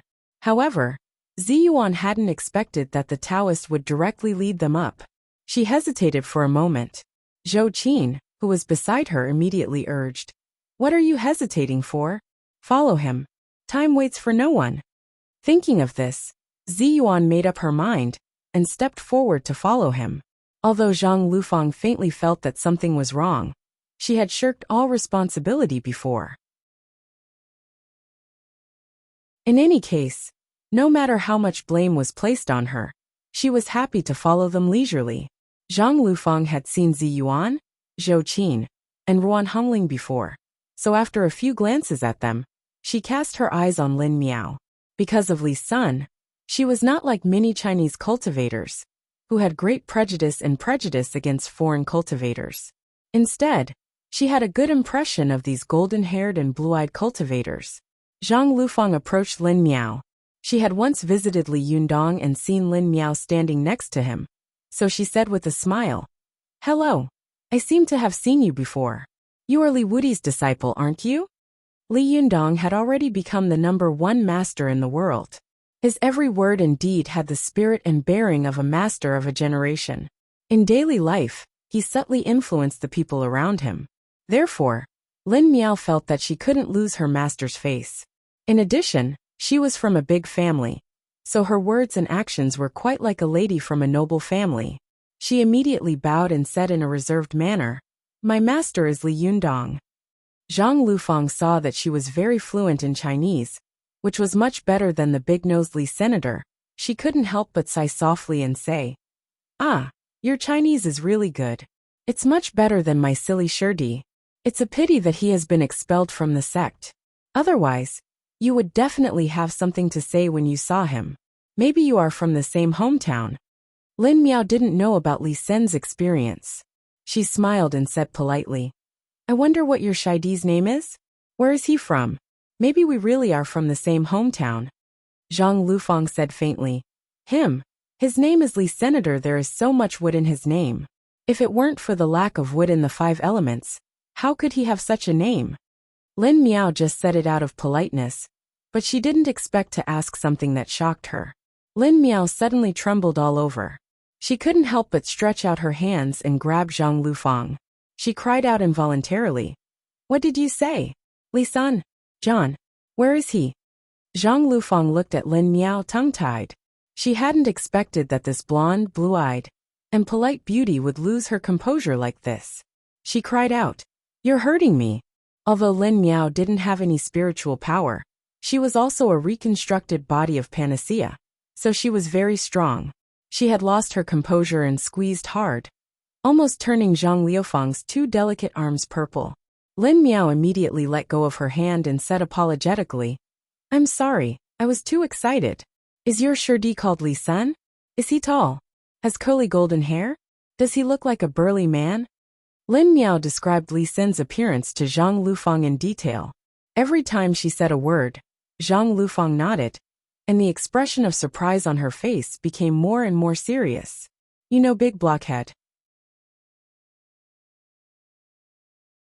Are you really from the same hometown as him?" At this time, Zhou Qin also turned around and asked curiously, "Jimren Zhang Lufang, how do you know John?" "I know Li Sun?" Zhang Lufang smiled at her and said, "You can just call me Zhang Lufang. I'm not a Zhenren. I'm not good at fighting, but I'm good at causing trouble, hee hee." As soon as she said this, Zhou Qin immediately thought of Su Chan. She smiled, and her favorable impression of Zhang Lufang suddenly doubled. At this time, Zhang Lufang told her how she had found Li Sun, how she had brought him back, and how he had become a disciple of the Jingyi school. Ziyuan listened carefully. Ziyuan had been listening carefully. At the end she understood a little. It turned out that during the inauguration ceremony, someone had faintly shouted in the crowd, as if he was speaking up for her. At that time, she was in the limelight, but she didn't pay attention. She didn't expect that person to be Li Senator at this time. Ziyuan couldn't help but turn around and ask, "How is Li Sun now?" Lin Miao couldn't wait to ask, "Yes, where is he?" Zhang Lufang told her what had happened later. She sighed softly and said, "It's all my fault. If I hadn't been so nosy, how could so many things have happened?" At this time, Ziyuan and Zhou Qin looked at each other. Only then did they understand why the 9th heaven divine Night Thunder had not killed the mystical silver fox. It was because of the coincidence between Li Sun and Zhang Lufang that the mystical silver fox had escaped. Because of this, Li Sun had been expelled from the Jingyi school, and in the end, he had not been able to meet Lin Miao. At this time, the two of them sighed with emotion and shook their heads secretly. Ziyuan said softly, "We meet in the mountains and rivers. We are fellow Taoists. Or can we not meet again? Lin Miao, you don't have to worry about him. I believe that Li Sun will have his own good fortune. Now that you know his whereabouts, you will definitely meet him again in the future." Lin Miao sighed softly and said, "I hope so." Ziyuan didn't expect that their group of people had originally wanted to find Li Yundong's whereabouts, but they had accidentally found out Li Sen's whereabouts. It was really unintentional. She sighed anxiously in her heart and said, "I know Li Sen's whereabouts, but where is Li Yundong?" I just came back from Nanjing with my wife. My back is aching. I'll try to write another chapter later.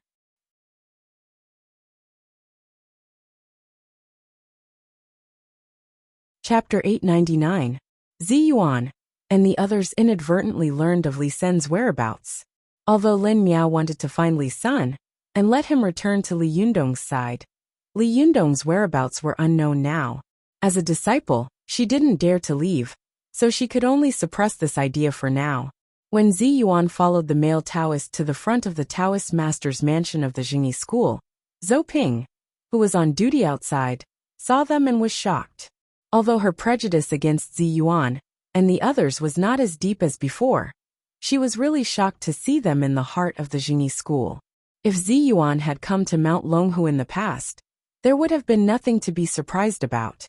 But now, Zi Yuan was an inner disciple of the Jingyi school. She had started cultivating in her mother's womb. She was also a Thunder Retribution master and the successor leader of the Linggong sect.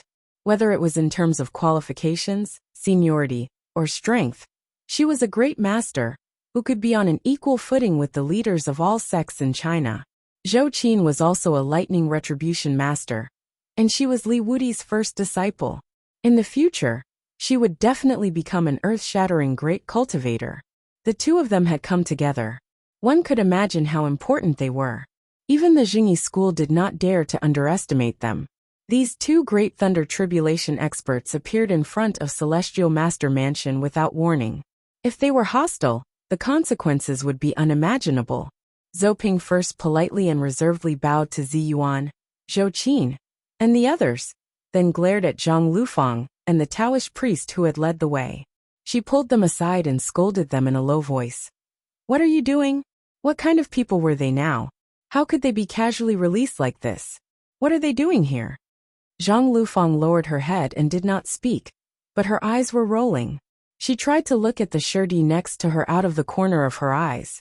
At this time, the Shirdi also knew that he had done something wrong. He braced himself and said, "I brought her up here. I saw that Jimren Zi Yuan was not an outsider, and she wanted to see the leader, so." Zhou Ping said angrily in a low voice, "You also know to call her Jimren Zi Yuan? If she's not an outsider, why don't you call her senior sister Zi Yuan? She could see the sect leader whenever she wanted to? Do you think this is a market? You think you can come and go as you please?" Zhang Lufang whispered, "Eldest senior sister, you don't have to say that, do you? I heard from Jimren Zi Yuan that there's a very urgent matter." Zhou Ping frowned secretly. Just as she was about to continue teaching Zhang Lufang a lesson, a voice came from the side. "What's the matter?" It was Zhang Ling who had heard the noise and walked over. YZ.com. When Zhang Ling saw Zi Yuan, Zhou Qin, and the others, she was also shocked. She stepped forward and winked at Zhou Ping, indicating that she should deal with these matters. She bowed to Zi Yuan, Zhou Qin, Ruan Hongling and Lin Miao, then said, "Amateus, we meet again, Jimren Zi Yuan. What about Jimren Li? He should be busy dealing with the sealed mystical silver fox now, right?" Zi Yuan felt a little uneasy. She returned the salute and said, "To tell you the truth, we came here uninvited for this matter." Zhang Ling looked at her strangely and then said, "Sure enough, you don't come to the temple for nothing. What happened?" Zi Yuan sighed softly and told her what had happened. Then she knelt down gracefully and kowtowed to the place where Celestial Master Zhang was cultivating in seclusion. She said, "After thinking about it, we think that only Celestial Master Zhang is the most admirable in the cultivation world today. He can be said to be knowledgeable from ancient to modern times. He knows Chinese and Western things. He knows 2,000 years and 800 years. He will definitely be able to answer the doubts in our hearts. I think this matter is of great importance. It's not only related to the personal safety of Li Jiandong and Su Chan, but also the whereabouts of the mystical silver fox. I hope that Celestial Master Zhang will help us for the sake of the Buddha." During the inauguration ceremony, Zi Yuan had been under heavy pressure. She had never begged for mercy, let alone knelt down. But at this time, she bowed gracefully and prostrated herself on the ground. The others couldn't help sighing and pointing at her. Zhou Qin, who was standing to one side, saw her kowtow. Although she was a little reluctant, she still followed suit for the sake of her master. As soon as the two of them knelt down, Guan Hongling and Lin Miao had no choice but to kneel down as well. The four of them knelt on the ground in a row and begged in a low voice. Even Zhang Ling, who had a heart of stone, couldn't help but shake her head and soften her heart. She sighed in her heart.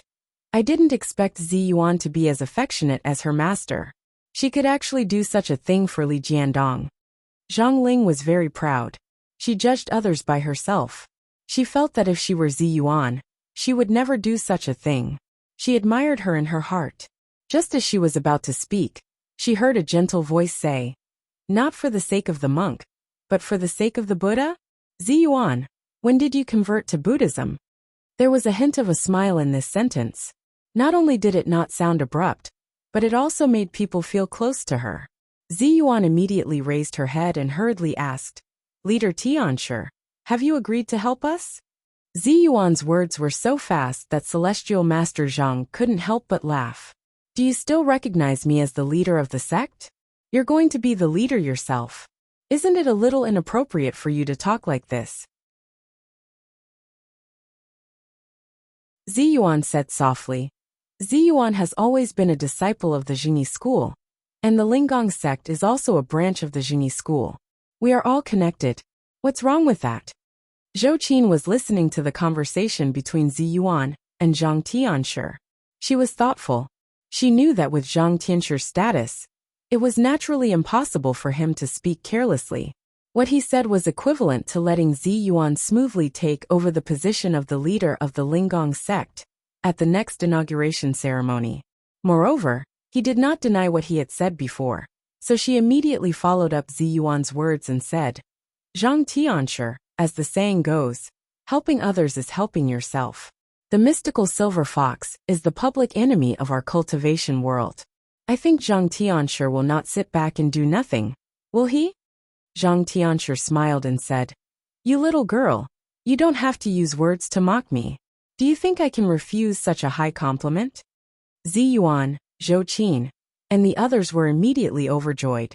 They raised their heads one after another and looked in the direction of Zhang Tianshi's voice with joy. Zhang Tianshi said, "Zi Yuan, take out your two powerful magical weapons and let me have a look." Without hesitation, Zi Yuan immediately took out the powerful magical weapon and placed it in front of him. She said, "Please tell me." They opened their eyes wide and saw that Zhang Tianshi was nowhere to be seen.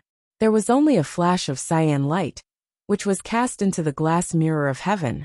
After a while, the glass mirror of heaven slowly floated above the purple gold luo pan. A beam of purple light suddenly shone from the purple gold luo pan, shining on the back of the glass mirror of heaven. In an instant, one picture after another appeared on the surface of the glass mirror of heaven. These pictures were the historical pictures recorded by the spirit mirror, from the beginning when Li Zichang created this powerful magical weapon, to the debate between Li Zichang and Ba Siba, to the cultivation of Ba Siba, facing the spirit mirror, and comprehending the mystery of time and space, and then to the successors of the spirit mirror. The people around the spirit mirror saw the pictures on the spirit mirror flash quickly, like a fast-paced scene in a movie. At this time, the picture changed, and it turned into the meeting between Zi Yuan and Li Jiandong. Then, Zi Yuan helped Li Jiandong resist the divine tribulation and destroyed the glass mirror of heaven.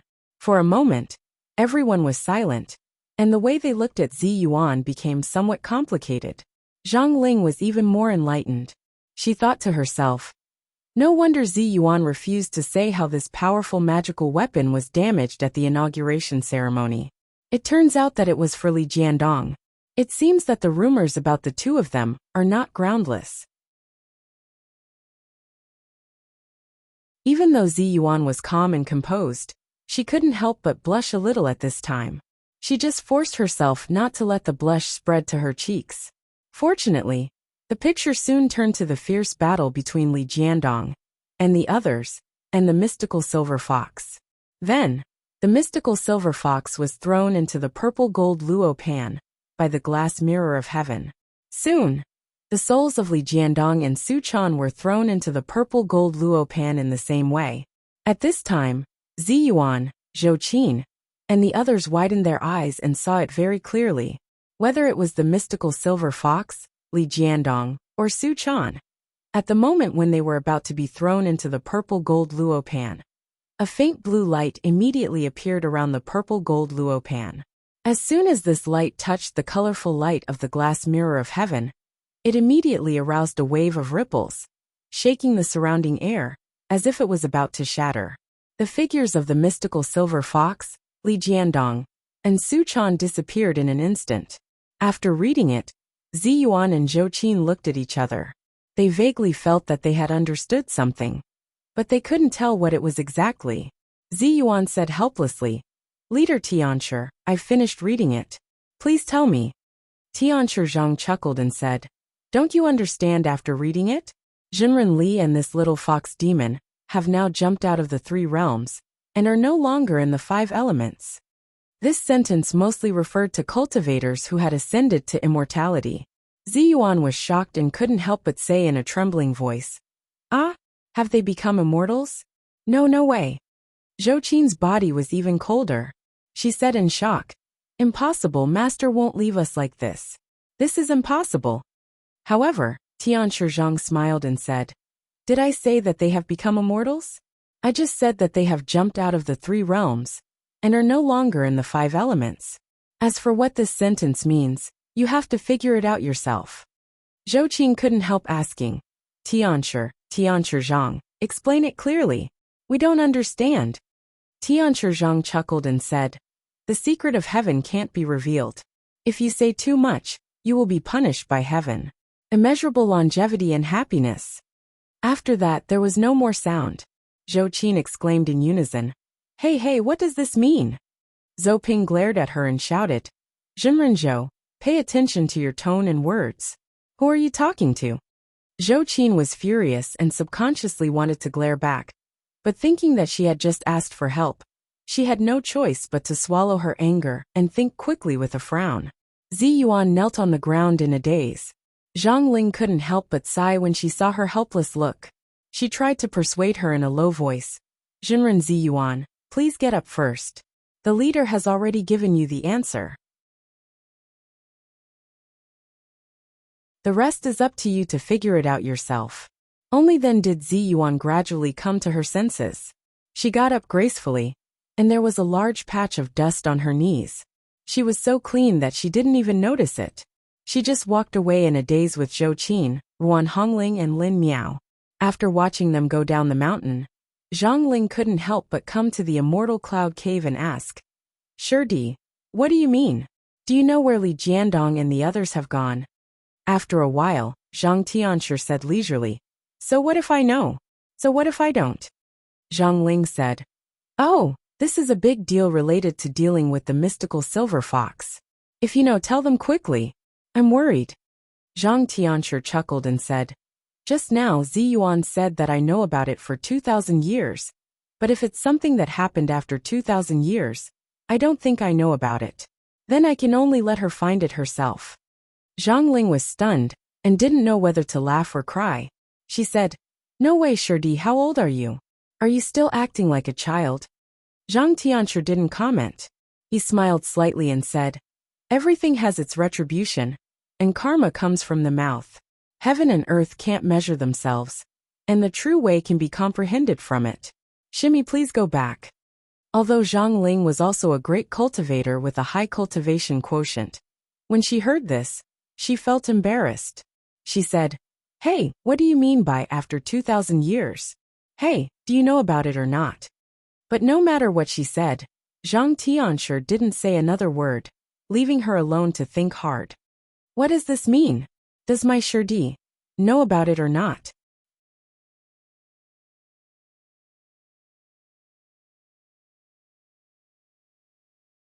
Chapter 900.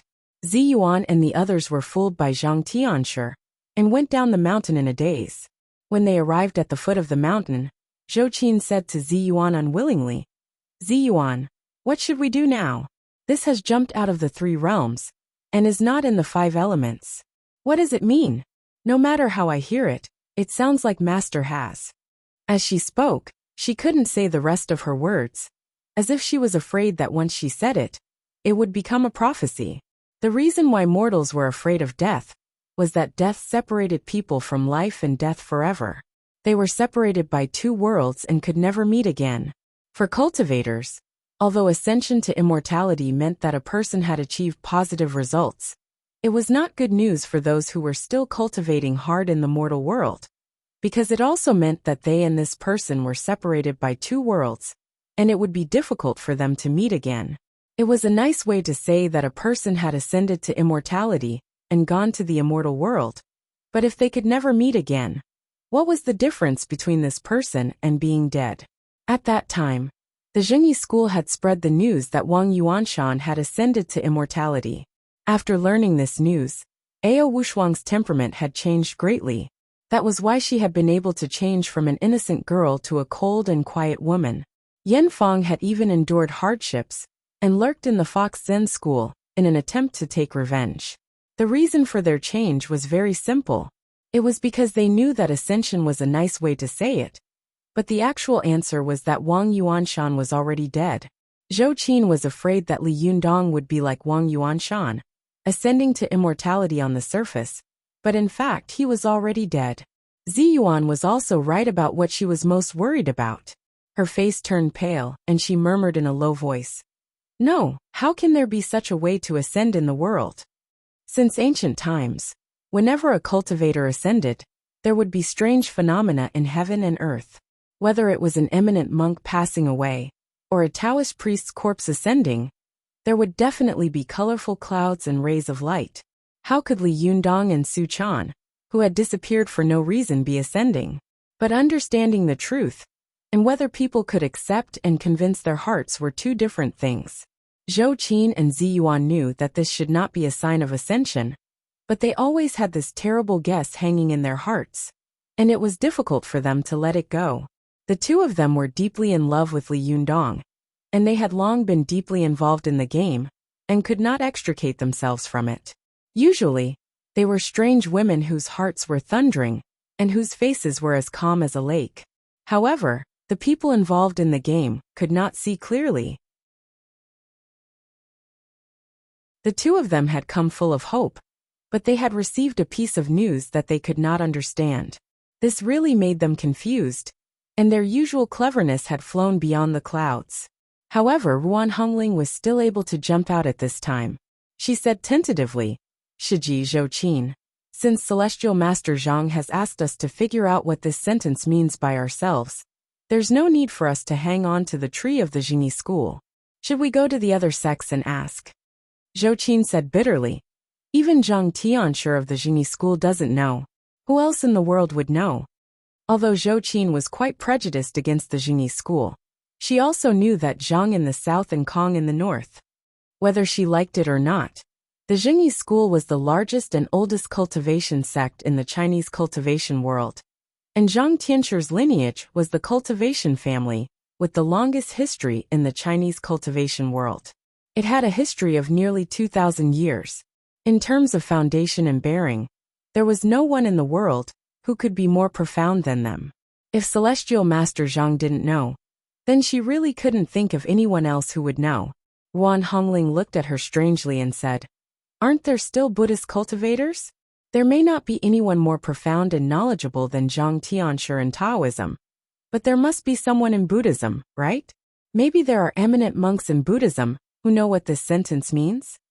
This sentence suddenly woke Zhou Qin up from her dream. Zhou Qin clapped her hands and her eyes lit up. "Yes, Hongling, what you said makes sense. Let's go. If we can't get anything out of the ox nose, let's go ask the bald monk." Strictly speaking, Zhou Qin was neither a Taoist nun nor a nun. Although she was also a cultivator, she didn't cut her hair to cultivate like the Buddhists, nor did she deliberately grow her hair to cultivate like the Taoist priests.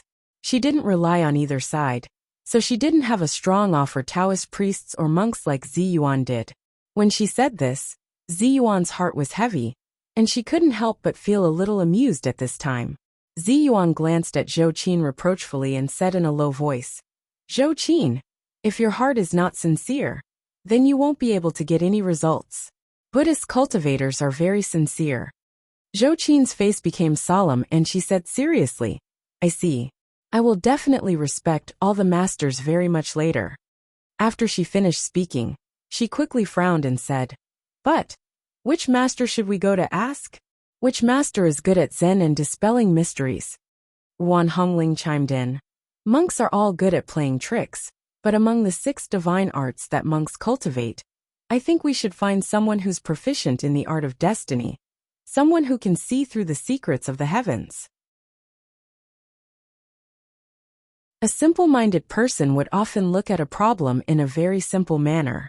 In some special situations, they would be able to hit the nail on the head. On the other hand, a person with a deep and complicated mind would sometimes be overcautious and overcautious. They would think of all sorts of things, and would always want to take care of everything to achieve perfection. Ziyuan had been thinking about the names of the famous eminent monks in the Buddhist cultivation world. She was going to visit them one by one. If the other party didn't help, she would beg them humbly. But she wasn't like Wan Hongling, whose first thought was to think of a great acquaintance. Wan Hongling said, Look for Master Wuhua. Didn't he predict the birth of the mystical silver fox? Zhou Qin and Ziyuan were stunned at the same time. Ah, Master Wuhua? Zhou Qin asked in surprise. That lascivious monk. Ziyuan also blurted out, That flowery monk? After the two of them finished speaking, they immediately looked at each other, their expressions indescribably strange and wonderful. Zhou Qin frowned. Does this lascivious monk know Master's whereabouts? Ziyuan's eyes were a little blank. She couldn't help but remember that she and Li Jiandong had gone to the red light district of Dongwu City to look for Master Wuhua. The usually elegant fairy had a strange expression on her face. She said hesitantly, Him? Can he really do it? At this time, Wan Hongling was very straightforward. Won't we know if we go and have a look? If he can't do it, we'll go to Master Purin and ask him again. Zhou Qin and Ziyuan looked at each other. After thinking for a while, they nodded in unison and said, Okay.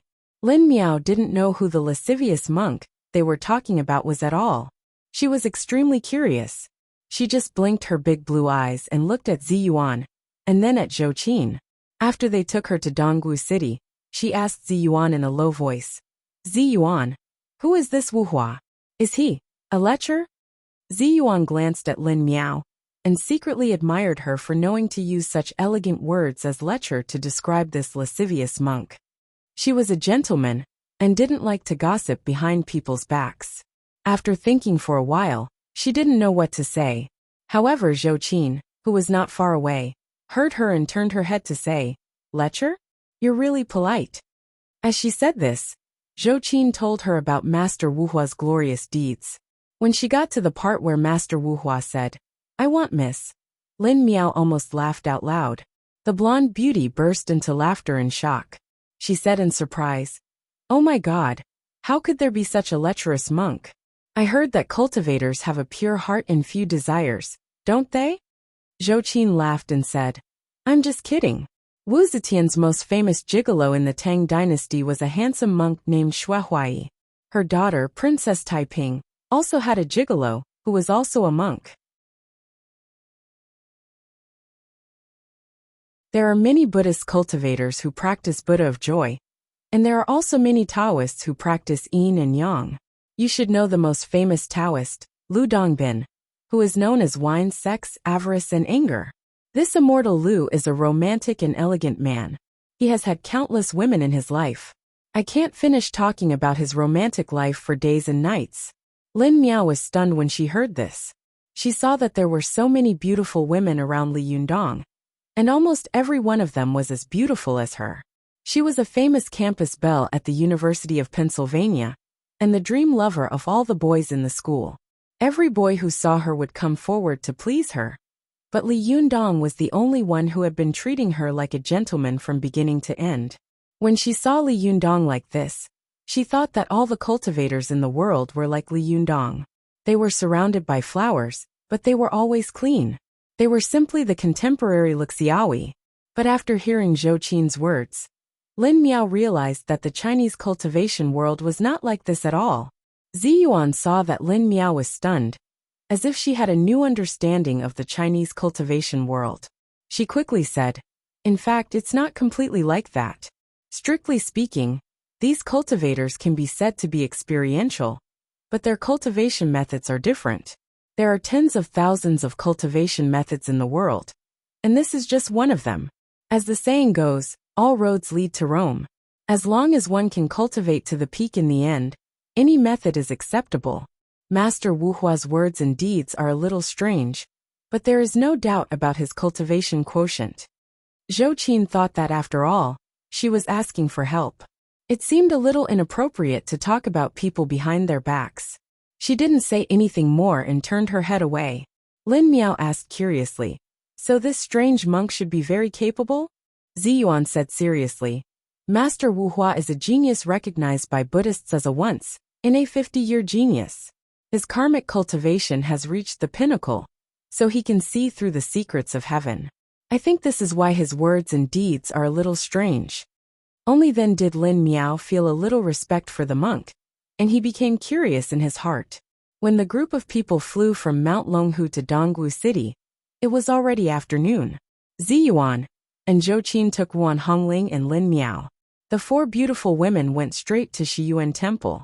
As soon as they arrived at the door, Ziyuan saw a young novice monk who was greeting guests, and quickly walked over. Because there were many tourists around at this time, the young novice monk was so shocked that his eyes almost popped out when he saw Ziyuan, a stunning beauty. When they walked in front of him, he suddenly came to his senses. He quickly put his palms together and lowered his head, not daring to look at Ziyuan. Ziyuan put her palms together and said to the young novice monk, "Xixiang, is Master Wu Hua here?" When the young novice monk heard this, his expression became even more strange. He squinted his eyes and saw a monk passing by. He quickly shouted, "Xixiang Fanning, come here quickly."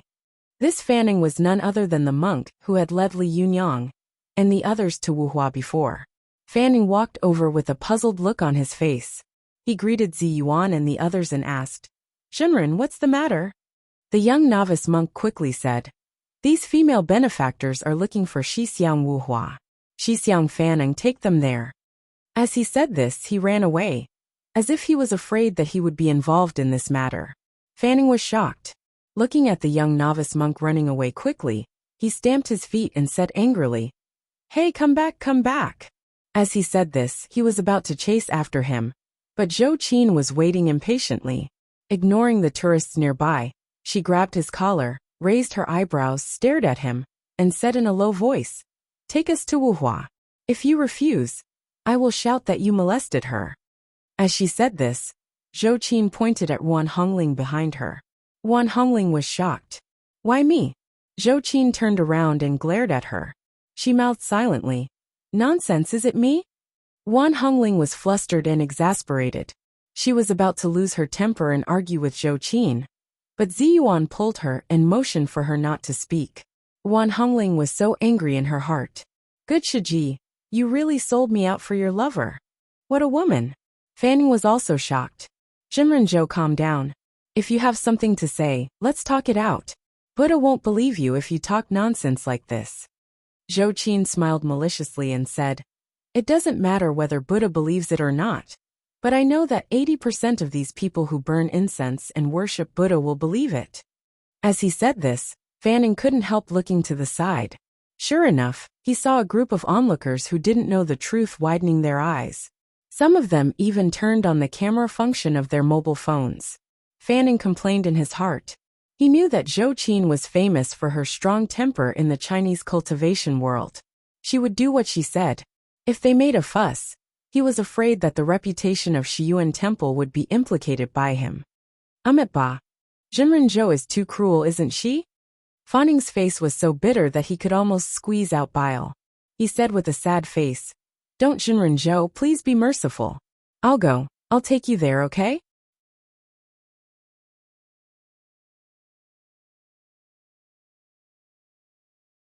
Chapter 901.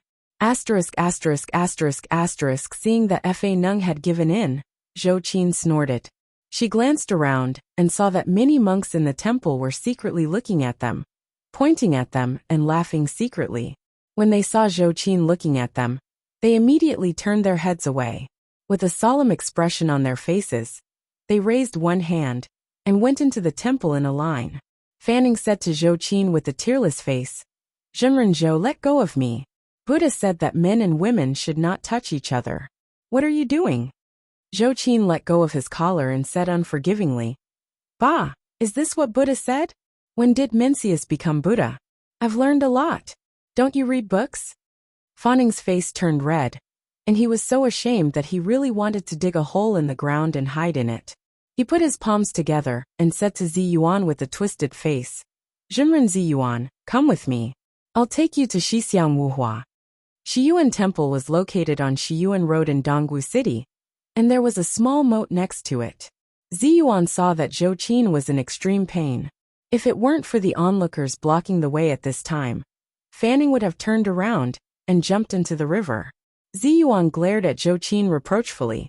She said to Fanning politely, "Master Fanning, please lead the way." Fanning quickly waved his hand and said, "I don't dare to call myself master. Zhenren Zi Yuan, just call me Fanning." After that, he didn't dare to look at Zi Yuan and Zhou Qin again, as if looking at them one more time would cause endless trouble. Fanning lowered his head all the way and walked out quickly. Zi Yuan and Zhou Qin followed behind him. After they stopped a taxi, they soon arrived at Mudo Hong Kong Street, which they hadn't seen for a long time. In their group, there was a monk and 4 stunning beauties. Fanning sat in the front row, while Zi Yuan, Zhou Qin, Wan Hongling, and Lin Miao sat side by side in the back row because of their slim figures, so it wasn't crowded. The driver driving in front had a strange expression on his face all the way, especially when he heard that they were going to Mudo Hong Kong Street. He kept glancing at Zi Yuan and the others in the rearview mirror. After they got out of the car, the driver stepped on the accelerator and muttered in Dongwu dialect, "What morning light is that? So thick, let the flowers wipe." However, he was secretly cursing. In this day and age, even monks were so flirtatious. What kind of world was this? Even the driver had such a perverted thought, let alone the guests in the red light district. Along the way, countless people looked at Zi Yuan and the others with surprised and doubtful eyes. Some men were really shocked when they saw Zi Yuan. They didn't dare to have any evil thoughts in their hearts, let alone go forward to ask about the price. Last time, with Li Jidong, they had been accompanied by him. With his appearance and his temperament, others didn't dare to look at them. But they were they Fanning they Li and they and Li. Li and Dong and Li. But they in and they Qin and. Didn't we already pass the Crystal Love International Entertainment City? Fanning put his palms together and said with a wry smile, "Zhenren Zhou, my Xixiang is not here. He went to another shop to beg for alms today." "Beg for alms?" Zhou Qin laughed and sneered. "Is he begging for naughty things?" Fanning's face turned red, and he braced himself to say, "Xixiang's spiritual energy is profound. We don't understand his words and deeds." Zhou Qin snorted and stopped talking to him. She just urged him to hurry up and lead the way. Before long, they arrived in front of a sauna. The sauna didn't look big, and there were a few pink lights at the door, which really annoyed Zhou Qin. She glanced around and saw that most of the women in the shop were vulgar. They were dressed very violently, and their faces were covered with heavy makeup. If she hadn't come here twice to look for naughty things, she would never have set foot in such a place in her life. Zhou Qin thought highly of herself. Not only was she lofty, but she also had a bit of moral cleanliness. She looked down on this kind of woman, who did naughty things from the bottom of her heart. Seeing this place, how could she show a good face? Zhou Qin turned her head and asked Fanning, "Is your Xixiang here?" Fanning said with a wry smile, "Xixiang has recently enlightened a woman in this shop. It should be." Zhou Qin sneered and said, "Enlightening a woman? Do you need to do it in such a place? Since you know that your Xixiang is here, it seems that you are not a good person. Humph, you are just as bad as him." Fanning really wanted to kill himself in front of the pink lights. He said tearlessly, "No, I've never been to this place." As soon as he finished speaking, he saw Madame Mulberry come out and say to Fanning with a smile on her face, "Oh, Master Fanning, You're here again. Come on in and sit down. Hearing this, Ruan Hongling couldn't help but burst into laughter. Lin Miao also burst into laughter. He turned his face away, and his shoulders kept shaking. Faning's face turned purplish red, like a pig's liver. He couldn't speak for a while, so he just looked at Ziyuan for help. Ziyuan said helplessly to Zhou Qin. Zhou Qin, stop talking. Hurry up and find someone. Zhou Qin sneered and shouted at Madame Mulberry. Hey, call Wu Hua out. Madame Mulberry put one hand on her waist and held a cigarette in the other. She said in a very coarse voice, Oh, who are you?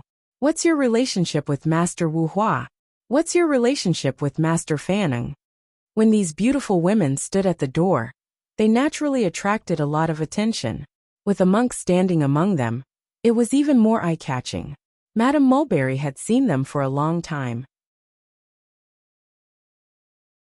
Although she was not a romantic figure like Mei Nyang, she was also a person who rolled around in pleasure circles. Her eyesight was very vicious, and she could tell at a glance that Zhou Qin and the others had come with ill intentions.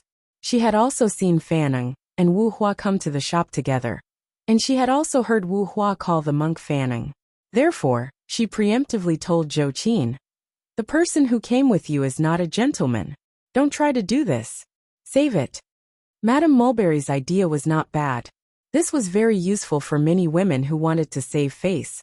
But what kind of person was Zhou Qin? She was a strong person who could fight with others head-on and break her bones, as if nothing had happened. How could she give up just because of a few words? When Zhou Qin heard Madame Mulberry's words, she was so angry that she raised her eyebrows. She didn't talk nonsense with Madame Mulberry and went straight inside. She walked up to Madame Mulberry, pulled her arm and pushed her. Get out of my way. What kind of cultivation quotient was she? Although she didn't use much strength, Madame Mulberry immediately flew out. After flying in the air for a while, she fell to the ground with a bang and screamed like a pig being slaughtered. Come on. Where are all the people? Hurry up and chase these crazy women out for this old lady. Almost every entertainment venue had its own security guards. As soon as Madame Mulberry shouted, a few strong thugs immediately ran down. When they saw Zhou Qin standing at the front, they were stunned. They had been rolling around in prostitution and had seen a lot of beautiful women, but they had never seen a woman with such temperament, outstanding figure, and stunning beauty. Especially when they looked back and saw Ziyuan again. They didn't know how to walk or speak. Each of them widened their eyes and stood motionless, as if they had been immobilized, until Madame Mulberry howled. What are you waiting for? Why aren't you going to attack me? Who usually takes care of you? Only then did these thugs wake up, as if they had just woken up from a dream. One by one they rushed forward. However, being beautiful was indeed an advantage.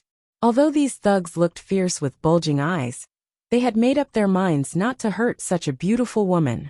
However, they had pity for her. But Zhou Qin had no intention of being soft-hearted. She snorted coldly, and the others saw her waving her slender hand. Suddenly, these burly men flew out of the door like little children and fell heavily on the road. They were confused and cried out. The eyes of the bystanders bulged out, and they were shocked. Damn, is this a beautiful girl? This woman is too powerful, isn't she? Seeing that the situation had developed so much, Ziyuan complained in her heart, but she couldn't say anything.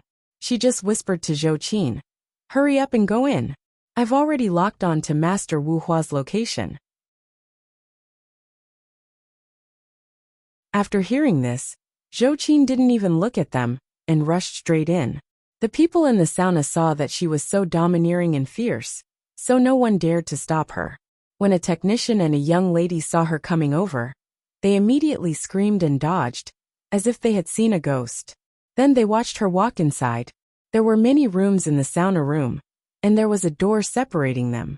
Along the way, the lights were dim and ambiguous, and the soundproofing effect was excellent. Even if there was a huge commotion outside, no sound could be heard from inside. Of course, by the same logic, even if there was a huge commotion inside, no sound could be heard from outside. After entering the door, they could hear a burst of low and obscene sounds. The four great beauties, Ziyuan, Zhou Qin, Ruan Hongling, and Lin Miao, All blushed when they heard this sound. Zhou Qin gritted her teeth and thought to herself, Wu Hua, if you don't know where master is, I'll teach you a lesson. Under Zi Yuan's guidance, she walked straight to a dark room. As soon as she reached the door, she heard a clear voice coming from inside. It would have been better if she hadn't heard it, but as soon as she did, anger rose in her heart, and she became even more daring. It was a man in the room who said slowly, Amitabha, benefactress, please forgive me for not being able to consecrate the light through your clothes. Please take off your clothes. Zhou Qin was furious. Without saying a word, she raised her leg and kicked the door open. She rushed in angrily. // Uploaded by bookfriend /.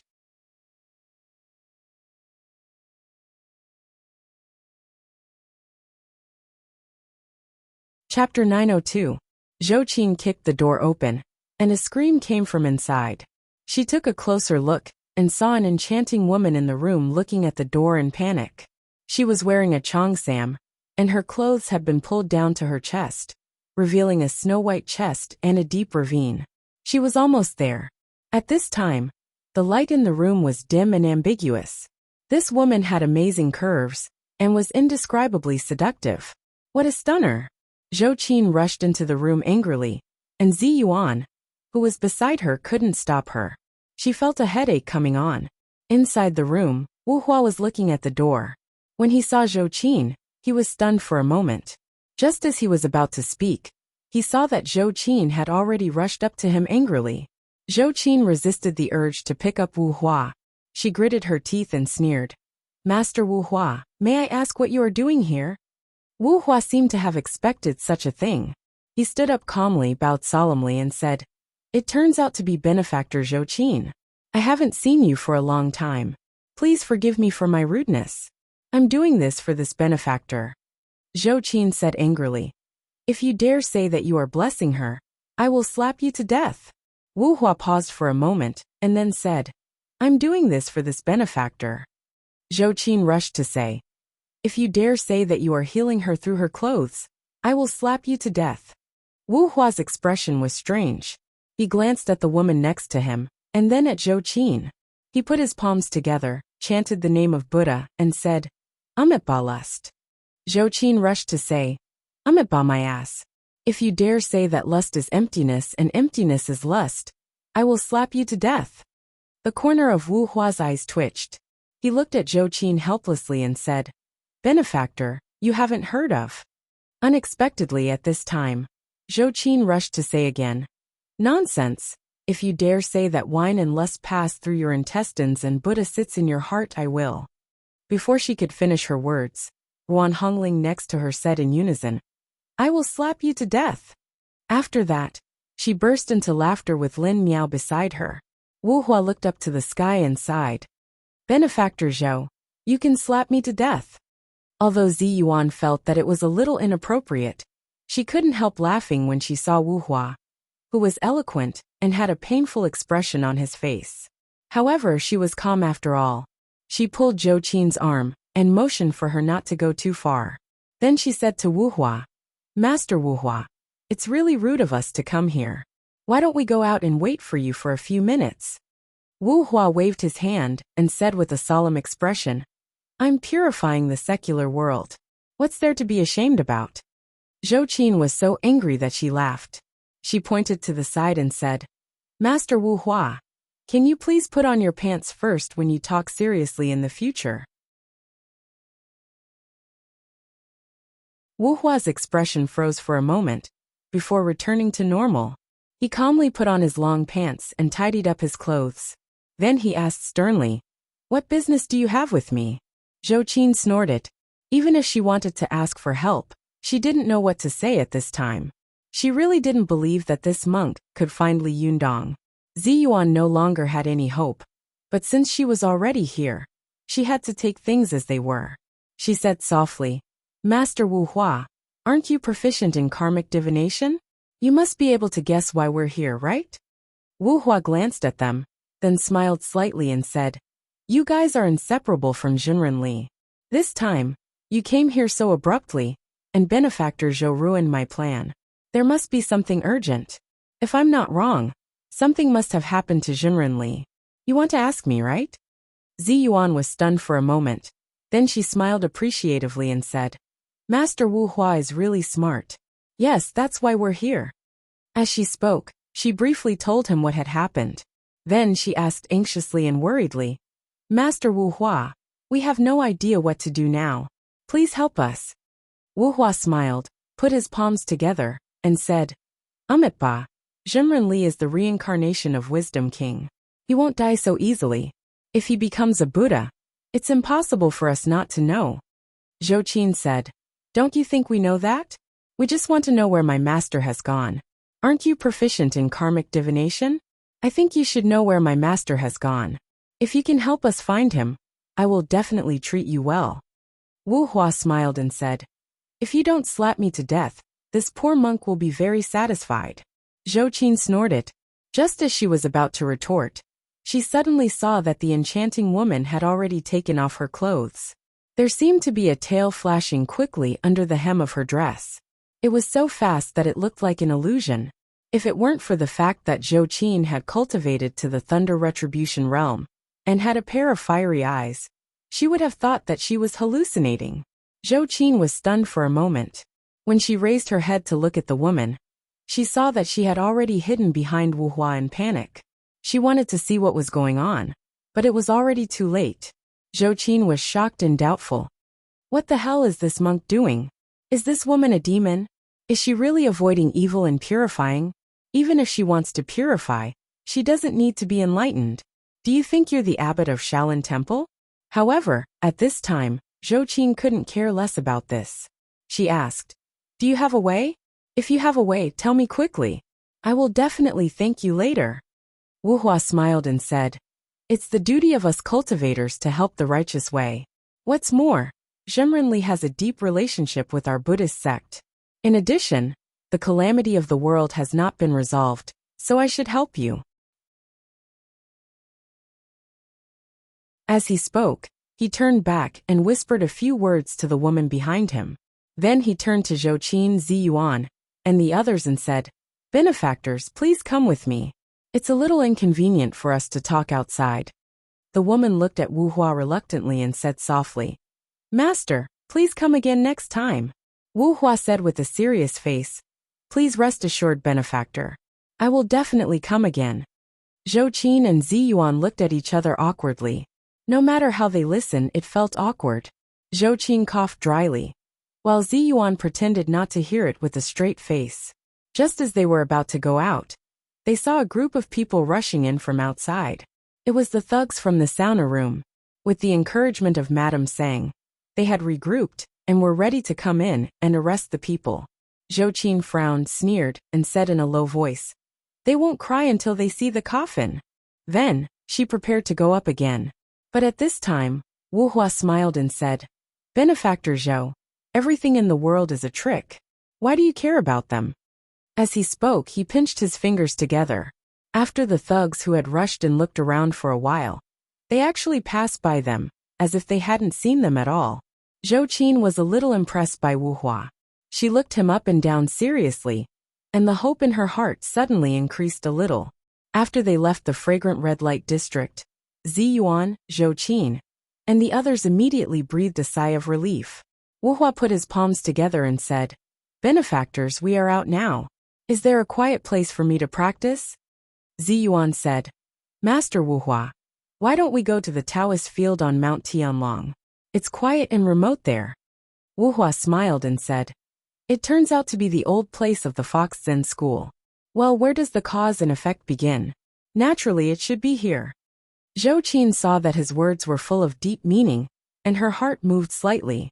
She seemed to have thought of something, but it was vague and she couldn't figure it out clearly. Seeing that she couldn't figure it out, Zhou Qin stopped thinking about it.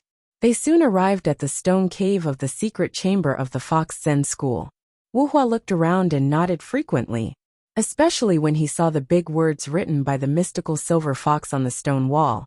He couldn't help putting his palms together and saying, Ba, the cause of all things is this. Good. Zi Yuan was not in the mood to think about the meaning of her words. After she took out the purple gold luo pan and the sky-reaching glass mirror, She said to Wuhua, Master Wuhua, come and take a look. What's wrong with these two powerful magical weapons? After we asked Celestial Master Zhang, he said that Li Yundong had jumped out of the 3 realms and was no longer in the 5 elements. What does this mean? Master, please help us solve this problem. Wuhua chuckled and walked to the side of the 2 powerful magical weapons. He rolled up the sleeve of the other hand with one hand and gently pinched his fingers with the other, like Buddha holding a flower and smiling. He gently pointed to the sky-reaching glass mirror and said, Jinren Ziyuan, can you let me have a look? Ziyuan quickly stepped aside and said, Master, please have a look. Wuhua stretched out his hand and gently touched the surface of the sky-reaching glass mirror with his finger. Suddenly, the mirror began to surge, and soon, one picture after another appeared on the mirror, which was the same as when Celestial Master Zhang had done it. Wuhua looked at the mirror seriously. After all the pictures had passed, he reached out to the purple gold luo pan again. As soon as his finger touched the luo pan, a purple halo appeared on it. The halos were like ripples, one layer after another. Wuhua looked at the waves that were constantly spreading around and sighed softly. This magical item is really amazing. Look, between each wave, there is a small kiliocosm. As he spoke, he looked up at Ziyuan and smiled. I think I already know where Jinren Li is. Ziyuan and Zhou Qin immediately asked nervously in unison, Where is he? Lin Miao and Ruan Hongling also clenched their fists and looked at Wuhua with their eyes wide open. Wuhua smiled and said, He is no longer in this world. Ziyuan and Zhou Qin suddenly trembled, as if they had been struck by lightning. They were so scared that their faces turned pale. Ziyuan's face was as white as paper, and she said in a trembling voice, Could it be that he has really? Zhou Qin's body also swayed, as if she was about to fall at any time. That's impossible. Master can't just leave us like this. Wuhua looked at them strangely and said, I didn't say that he was dead. I just said that he went to another kiliocosm. Ziyuan and Zhou Qin were stunned for a moment. Only then did they come to their senses. Zhou Qin was angry and annoyed. Why are you panting while talking? Ziyuan didn't care about him. She quickly asked anxiously, Then where is he? Wuhua chuckled and pointed his finger forward. Right here.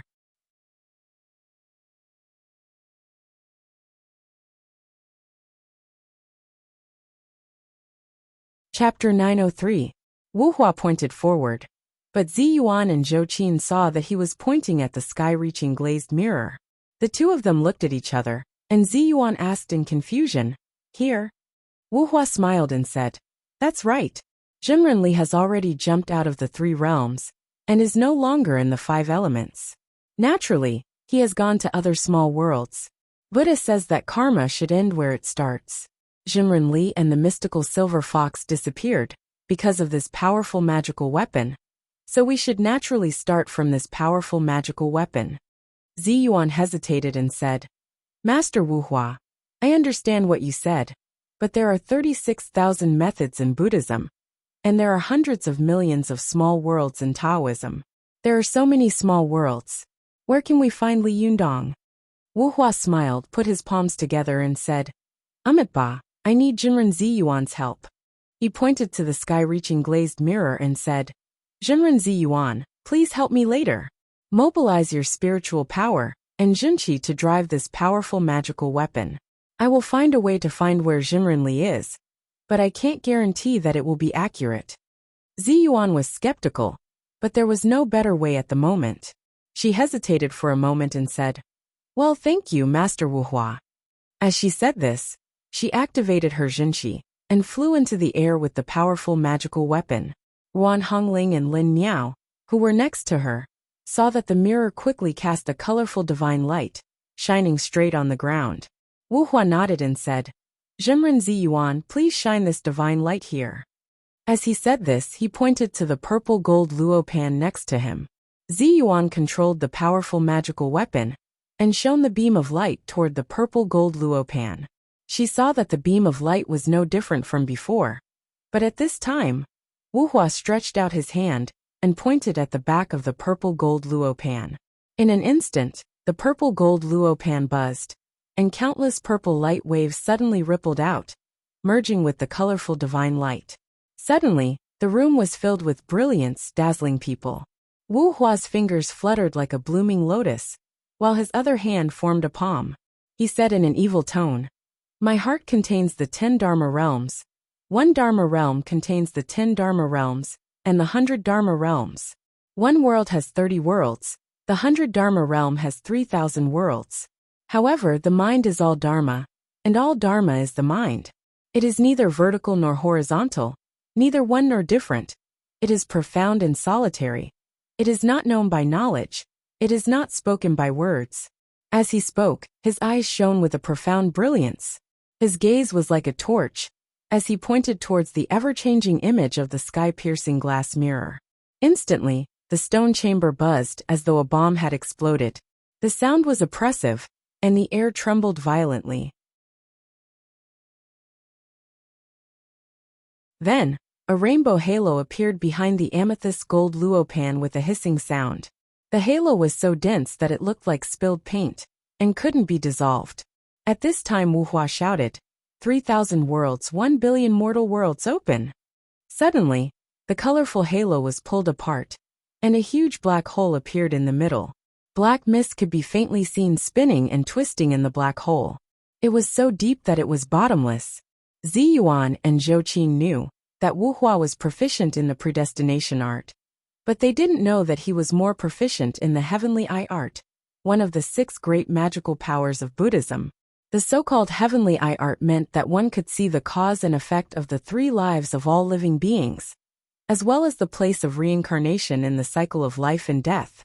The predestination art allowed one to know what had happened to oneself and others in the past. Knowing the future was the function of the heavenly eye art, but the future was uncertain, so it was generally not absolutely correct. However, the method of the past was extremely accurate and could be found by human beings. After the eminent monks of Tibetan Buddhism passed away, their disciples or other monks would look for their reincarnation everywhere. At this time, they needed a monk with profound spiritual power, the heavenly eye art, and the predestination art to take the lead. Otherwise, in the vast sea of people, they might not be able to find the reincarnated spirit boy even if they searched for a lifetime. Zhou Qin, Ruan Hongling, and Lin Miao were all stunned. At this time, Wu Hua turned his head and shouted at them, "Why aren't you going in to look for him?" Zhou Qin seemed to have just woken up from a dream. Without thinking about it, she gritted her teeth and rushed in a flash. Ruan Hongling, who was beside her, let out a sigh. Just as she was about to reach out to stop her, she saw her figure move and disappear into the dark cave in the blink of an eye. She was stunned for a moment and stared straight at the dark cave. She gritted her teeth, stamped her feet, and rushed in as well. Her figure disappeared in an instant. The 2 of them disappeared in the blink of an eye, leaving only Lin Miao standing there alone. Although she also wanted to go, she saw that the divine light was colorful and unusually bright. It didn't seem like a color that could exist in the mortal world. Her eyes widened, and seeing that the pillar of light was very close to her, she curiously wanted to touch it with her hand. Just as she reached out her hand and touched the colorful light, she immediately felt a strong suction force coming from it. Her vision went black, and she was instantly sucked in. She was a little bit surprised. She didn't know what to do. Ziyuan, who was watching from a high place, was very anxious. Just as she was about to scream, she heard Wu Hua say loudly, "Ziyuan, you can't be distracted. You have to keep this powerful magical weapon. Otherwise, when the door closes, they won't be able to come back." Ziyuan's heart sank, and she didn't dare to be distracted anymore. However, she was secretly anxious.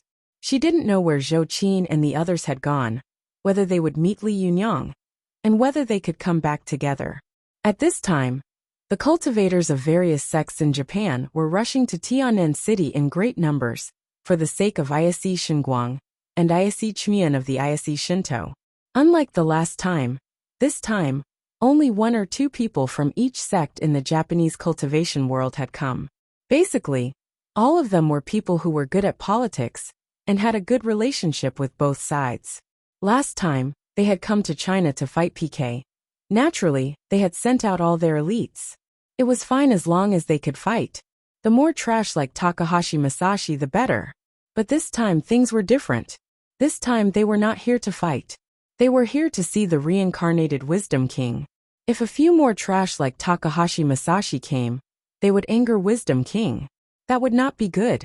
Ayase Shinguang was quite eloquent, and he was quite popular in the Japanese cultivation world. Kaisai Hikariuni of Shingen Tantrism was not coming this time, and Imagawa Kagumo had already passed away. The great monks of Pure Land True Sect were busy holding a funeral at the Wish Temple. The patriarch of the Abe family had just died, and the three great priests of Yoshikawa Shinto, Yoshida Shinto, and Chuka Shinto had all died. It could be said that the elites of the top generation in the Japanese cultivation world had almost been wiped out in these consecutive battles, so the responsibility of leading the team naturally fell on Ayase Shinguang. If it had been in normal times, these Japanese people might have argued. Where there were people, there would be jianghu. Where there were jianghu, there would be fights. Since they were going out in a group, there would naturally be a leader. No matter how small the leader was, they would still have to fight for it. However, this battle not only greatly damaged the vitality of the Japanese cultivation world, but also destroyed the arrogance and conceit of the Japanese cultivation world. Compared with other sects, the Ayase Shinto had lost the least. None of the great priests and goddesses had died. Although Ayase Chumo was seriously injured, the situation was relatively calm at this time. There would be no more battles in a short time, so Ayase Chumo's injury could be ignored. A top expert had an extremely great influence on the power of a sect. Because the Tachibana family had merged with the Jinyan Tantrism, Masako Tachibana had obtained the power of Wisdom King.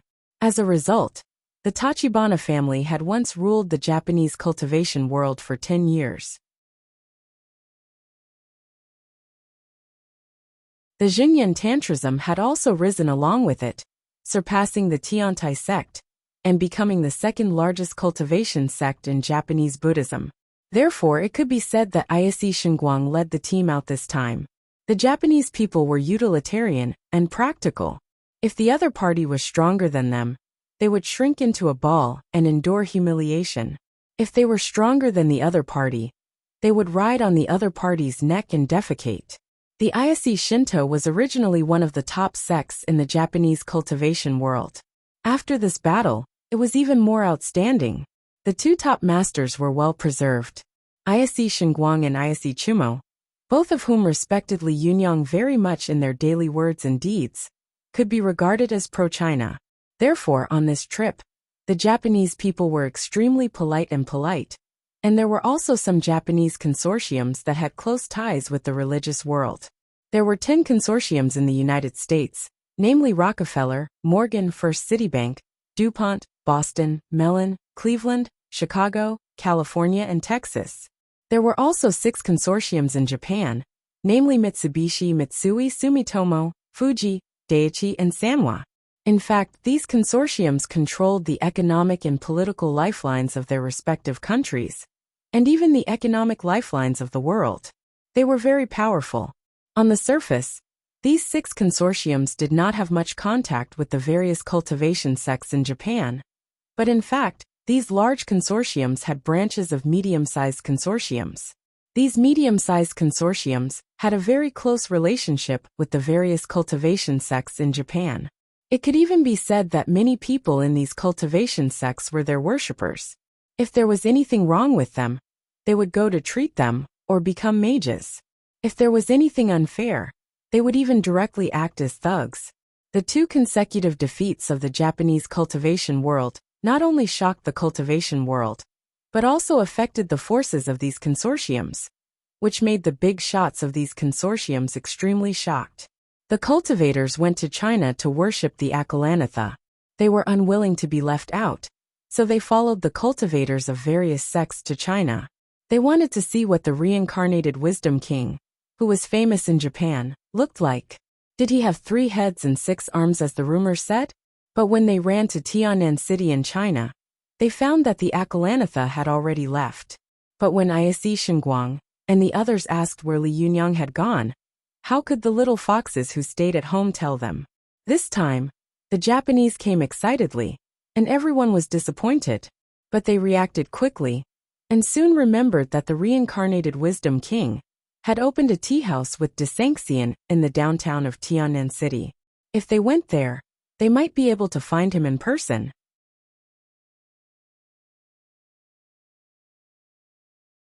As a result, these Japanese people headed toward the Desanxian in a large group.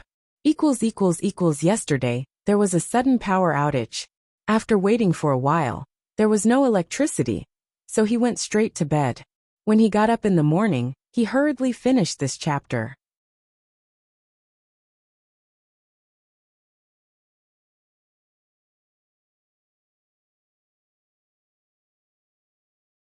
Chapter 904. Feng Na had been very unhappy these past few days. Although she had received a big red envelope during the new year. As the saying goes, the more you get, the more you have to pay. After all, there was no free lunch in the world.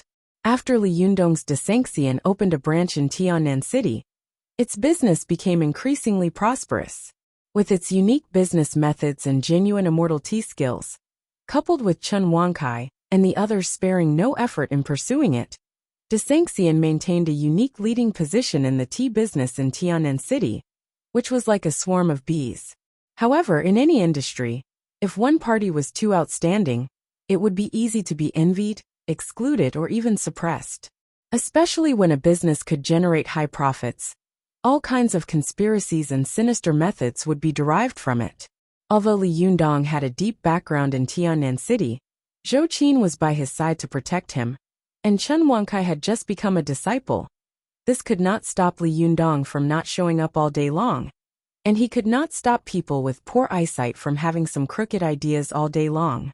The business of Desanxian was booming, and its daily performance was unbelievable. But this was not enough to drive many people crazy with jealousy. What really made them jealous was that under Chen Wansai's advice, Feng Na had adopted the V-level system in Desanxian. Especially after the opening of the high-level tea room, some high-ranking officials and dignitaries felt honored to be able to go into the room and drink a cup of tea. It seemed that from then on, they had a little bit of elegance. In this way, the people who went in and out of these high-level tea rooms formed a special group. And because of the existence of Desanxian, there was a lot of communication between this special group. It was just like how a lot of people sharpened their brains to get into Class A. They were not really there to learn about Class A, but to get to know the other elites in the circle. In their eyes, sometimes networking was more important than knowledge. In the same way, after Desanxian brought up the atmosphere of tea culture in Tiannan City, a large number of high-ranking officials and nobles in Tiannan City went to drink tea almost every day. How much money they drank every day was secondary, but the energy generated by such a group of people together made others extremely jealous. However, these people were jealous, but they could still control themselves. They would not be stupid enough to provoke the owner of this shop. But there were always one or two people who were stupid, especially those who had been in the officialdom since childhood, and were deeply influenced by the official culture. Lu Wenla, who had followed his father to Tiannan City, was one of them. Although his father had repeatedly told him to keep a low profile and not cause trouble for his father, when he came to Tiannan City to take over as the secretary of the political and legal committee, Lu Wenla had been a devil since he was a child. He was used to being arrogant. He could not bear it anymore after a few days. He followed the trend of Tiannan City's officialdom and came to Desanxian. When he saw the smart, capable, beautiful and generous Feng Na, he was immediately shocked and swore to get her. The eldest young master Lu naively thought that this tea house was Feng Na's own property. The next day he came to her casually, pointed at the Desanxian tea house, and said that he wanted to buy it. He asked Feng Na to make a bid. When Feng Na was an intern at the TV station, she had also seen such a face, but she had never seen such a brazen one. She was polite, but she said that this tea house was not her property, and she could not make the decision. When young Master Lu heard this, he was immediately overjoyed. This tea house is not yours? Are you working here? Well, when I buy this tea house, I will give her part of the shares. Won't such a beauty come to me obediently? Young Master Lu's plan was very clever. He did not want to buy this tea house on a whim. He had carefully observed the business of this tea house. Not to mention that it was popular. The key was that high-ranking officials and nobles often came and went. His father had just been parachuted into the officialdom of Tiannan City and was unfamiliar with the place. If he could buy this place, it would be a convenient place for his father to interact with other high-ranking officials and nobles in the future. Most of the interpersonal relationships of China were at the wine table, and it was also feasible at the tea table. Therefore, buying the Desanxian tea house could not only allow his father to quickly integrate into the officialdom of Tiannan City, but also bring a beauty home. This was really a good idea to kill two birds with one stone. However, after young Master Lu expressed his desire to see the owner of the tea house, Feng Na refused without saying a word. She knew very well that how could Li Yundong sell his painstaking efforts? Even if he had this idea, she had to persuade him. Young Master Lu had hit a wall, but he was not discouraged. He carefully checked Feng Na's information and details, only to find that Feng Na was only from an ordinary middle-class family. Her family was not bad, but it was not surprising. This tea house was also opened by a young man named Li Yundong. After young Master Lu found out that Li Yundong was the behind-the-scenes boss, he subconsciously wanted to go to Li Yundong to discuss the purchase of the tea house. However, these days, Li Yundong was either busy saving the world or saving mankind all day long. He had no time or mind to pay attention to these things.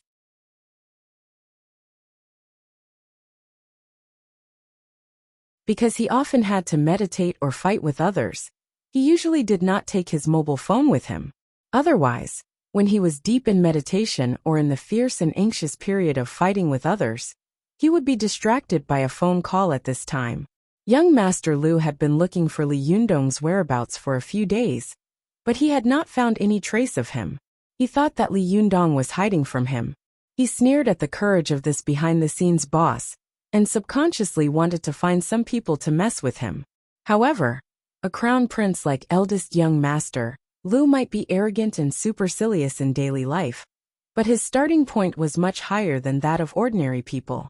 Therefore, even when he was muddle-headed, sometimes his way of doing things and his vision were much higher than that of ordinary people.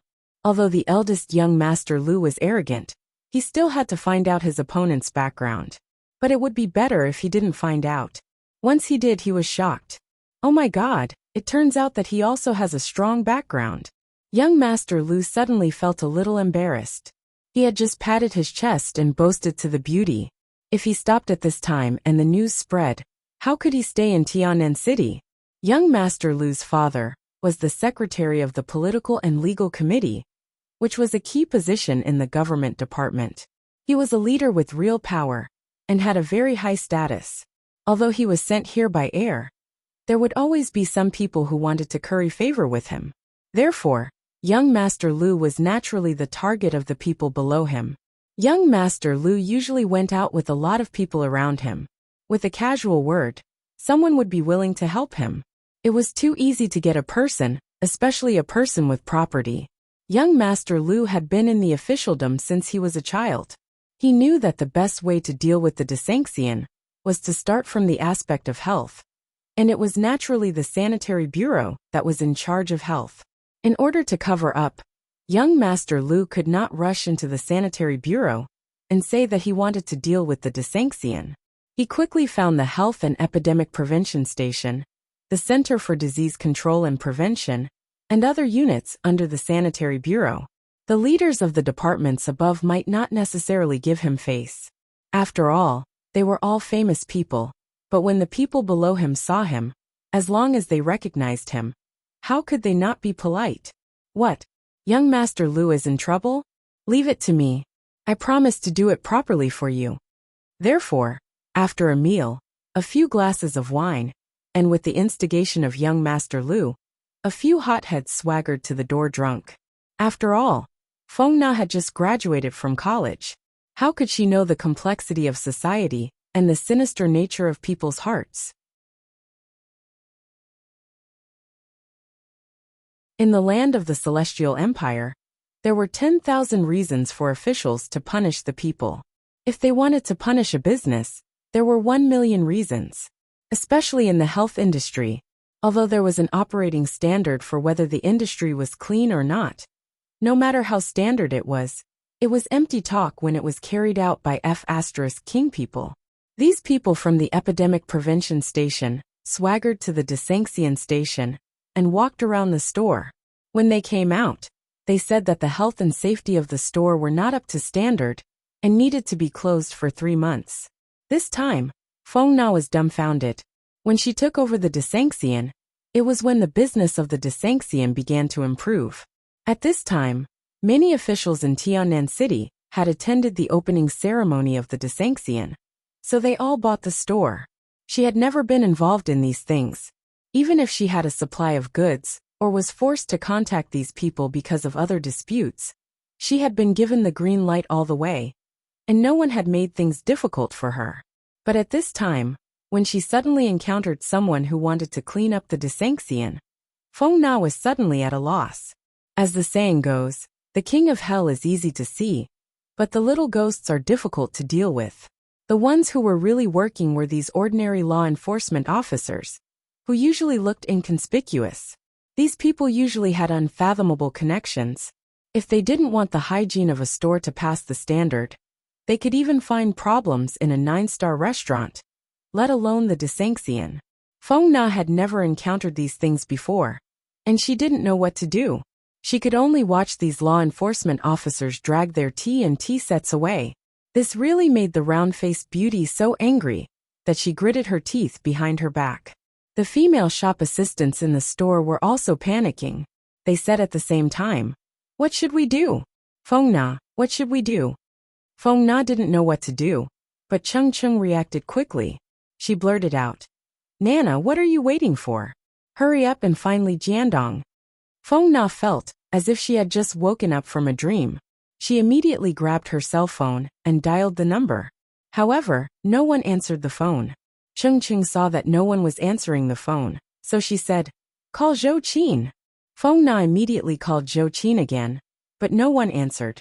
She didn't know that Zhou Qin had been cultivating for a long time and had gradually developed many habits of cultivators. If she felt that it would be dangerous to go out, she would never bring her cell phone with her. Feng Na couldn't get through to Zhou Qin's number, so she dialed Zi Yuan's number. However, no one picked up after this round of dialing. Even when she finally dialed Shun Wansai's number, he happened to be on a plane to Thailand to discuss business, and his phone was turned off on the plane. Feng Na had no choice but to call Lin Miao. But what made her crazy was that the phone was quickly hung up. This time, Feng Na was really anxious like an ant on a hot pot. She naturally couldn't figure out where Li Jiandong was now, and Li Jiandong had never expected that when he turned his head to deal with the mystical silver fox, there would be a fire in his backyard and big trouble.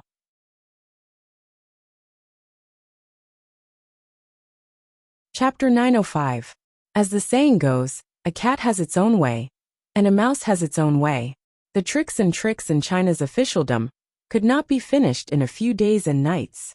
If eldest young Master Lu wanted to mess with a person, he would probably start from several aspects at the same time, trying to beat the other party so hard that he couldn't fight back, couldn't breathe, and finally begged for mercy. But now he just sent a few minions of the health and epidemic prevention station to check the health and safety, which was just a small test. Although eldest young Master Lu did not know Li Yundong's name in the cultivation world, he knew that his background in the secular world was not small. If the other party reacted strongly and had amazing energy, he could push the blame to his subordinates, then set up a table of wine, apologize, and admit that he was a coward. Then it would be fine. Eldest young Master Lu had eyes but failed to recognize Mount Tai. When I was drinking and eating, I talked nonsense with a few friends. As a result, they took a chicken feather as a token of authority and did something stupid. Eldest young Master Lu, this is actually a misunderstanding. It's really a misunderstanding. As the saying goes, no discord, no concord. Eldest young Master Lu, please forgive me this time. Eldest young Master Lu had always been flexible. When he sent people out, He even prepared to set up a banquet. He even chose the hotel, which was the Xingyuan Hotel in Tian'an City. However, when eldest young master Lu paced back and forth at home, waiting for the other party's thunderous counterattack, there was no movement at all. Logically speaking, in this information age, if one's shop was messed with, one should immediately call the boss. And then the boss would fly into a rage and start to mobilize his own energy. After a while, the sky was full of dark clouds and thunder. If one reacted quickly, there would be movement in at most half an hour.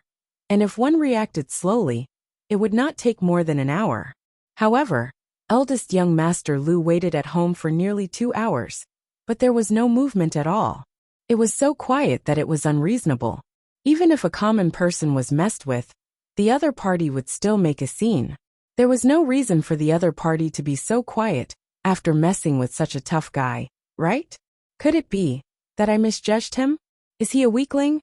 Eldest young master Lu naturally did not expect that the other party was a person who did not carry a mobile phone with him all day long, let alone that the other party could not find anyone who could help him at this time.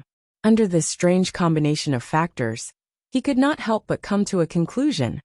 The other party seemed to be scared. All right, I'll continue messing with him until he makes some noise. After the people from the Health and Epidemic Prevention Station came, the people from the CDC came again.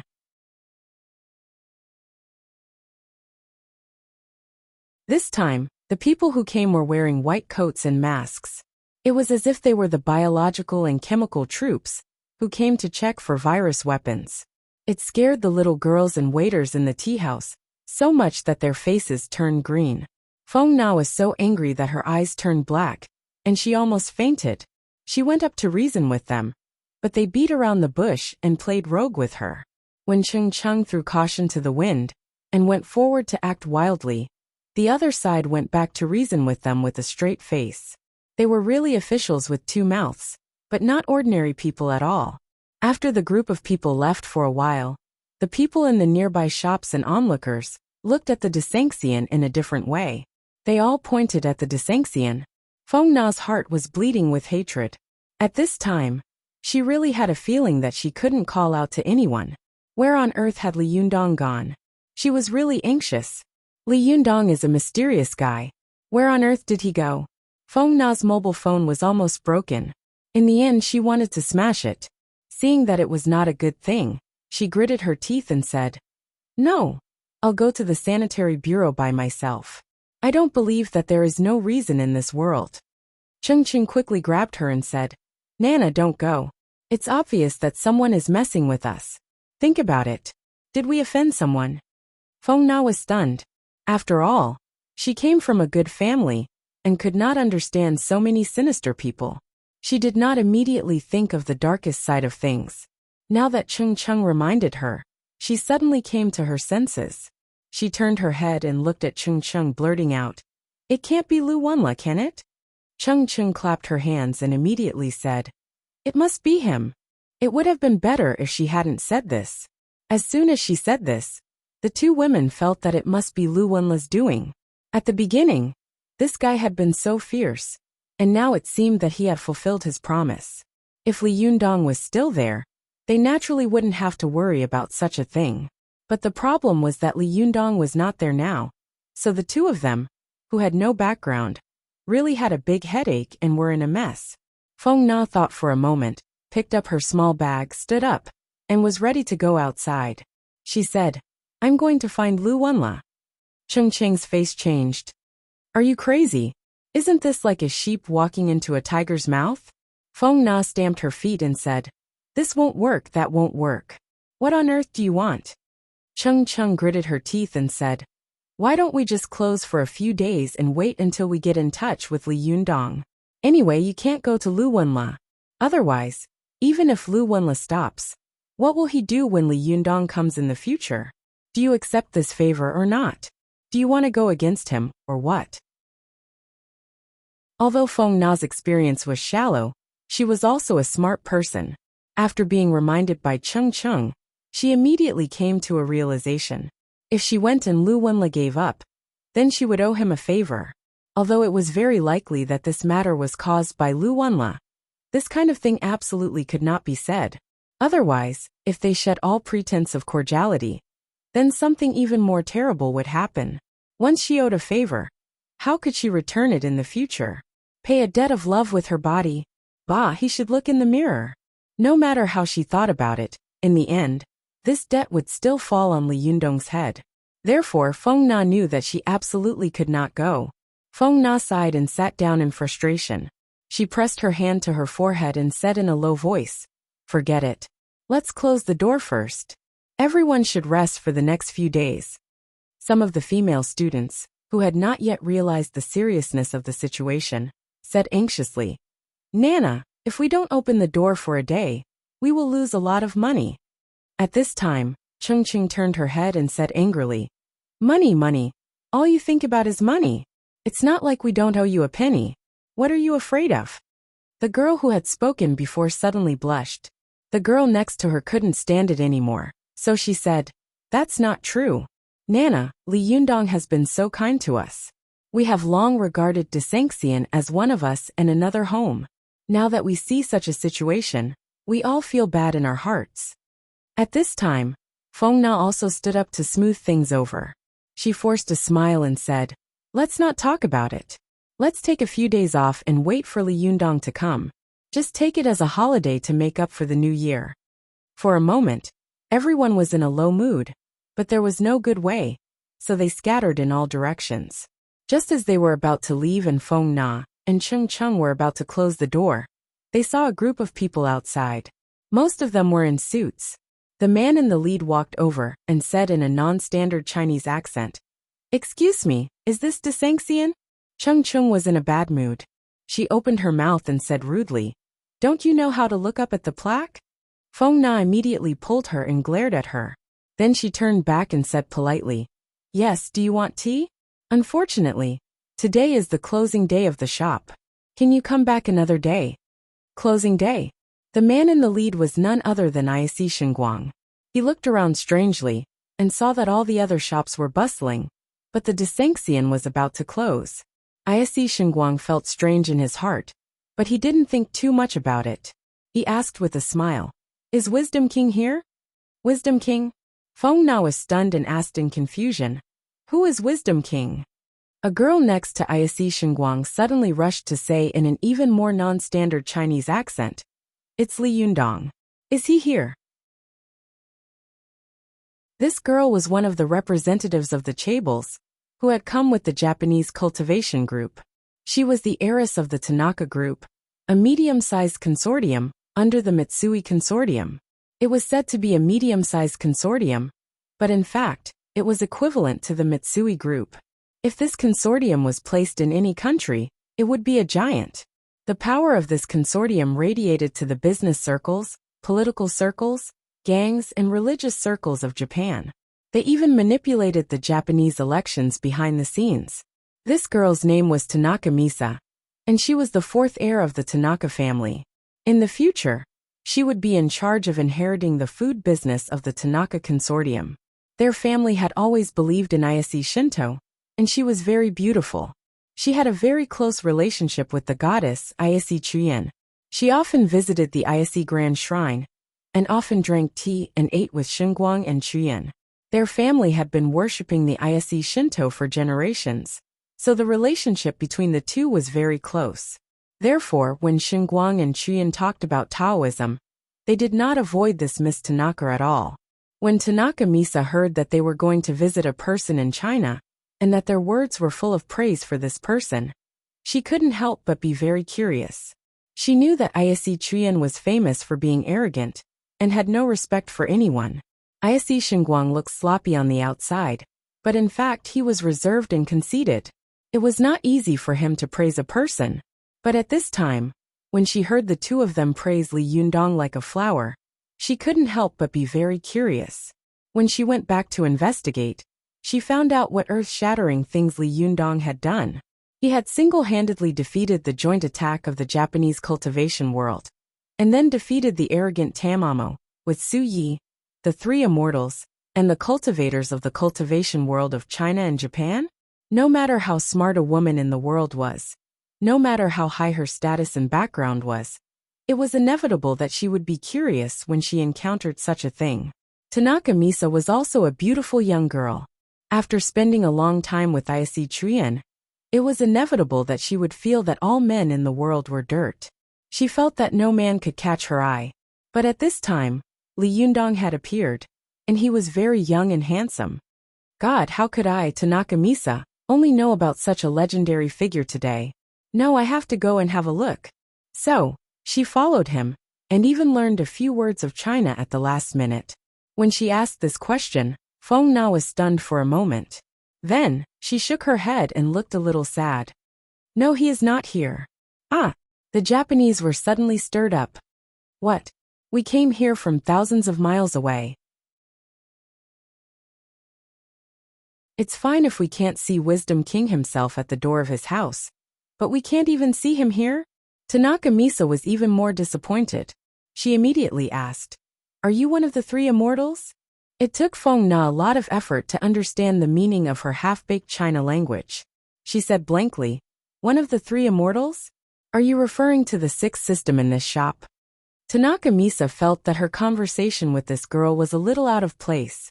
They had rushed all the way here, and they had not been able to find Feng Na twice in a row. She was a little anxious and annoyed, but she was a businessman after all, and her observation skills were sharp. Soon, she discovered that the atmosphere in the tea house was gloomy, and Feng Na was frowning. Tanaka Misa couldn't help but ask, What happened? However, she didn't know how to say this in China language. She just said it in Japanese, and Ayase Trien, who was next to her, translated it for her in a low voice. Feng Na saw that Ayase Trien was extremely beautiful, and her temperament was even more outstanding. She was not inferior to Su Chan, Zi Yuan, or Zhou Qin at all. She knew that a woman with such a temperament must not be an ordinary person, so she calmed down and said, It's nothing. I'm just preparing to close the shop. As the saying goes, don't wash your dirty linen in public. If such a thing had happened in the shop, they would have to cover it up in front of their own people, let alone in front of the Japanese. However, Feng Na didn't expect that the business of Desanxian was so prosperous that it had already aroused the envy of many people. Immediately, some onlookers said gloatingly, The tea house is about to close. How can it be okay? Hurry up and do some cleaning, or else you'll drink something dirty. That would be bad. Cheng Cheng was furious when she heard this. She was about to step forward to argue, but Feng Na stepped on her foot and motioned for her not to be impulsive. At this time, Ayase Xinguang also asked curiously, Did something happen? We are friends of His Highness Li Yunyang, that is, the Wisdom King. Tell us, it might be helpful. Feng Na bit her lip and felt strange in her heart. His Highness, the Wisdom King? Who on earth is Li Yunyang? Her hesitation made Cheng Cheng, who was next to her, anxious. She couldn't hold back her temper and rushed to tell them what had happened. When the Japanese people heard this, they immediately stirred up and whispered to each other. Tanaka Misa was even more disappointed. She hadn't expected that the so-called hero in her mind was a good-for-nothing who couldn't even manage his own business. Tanaka Misa couldn't help curling her lips and saying, He can't even manage a small tea house well. This person is not a hero at all. A chapter of 4,000 words. Yesterday's second chapter. There will be another chapter later.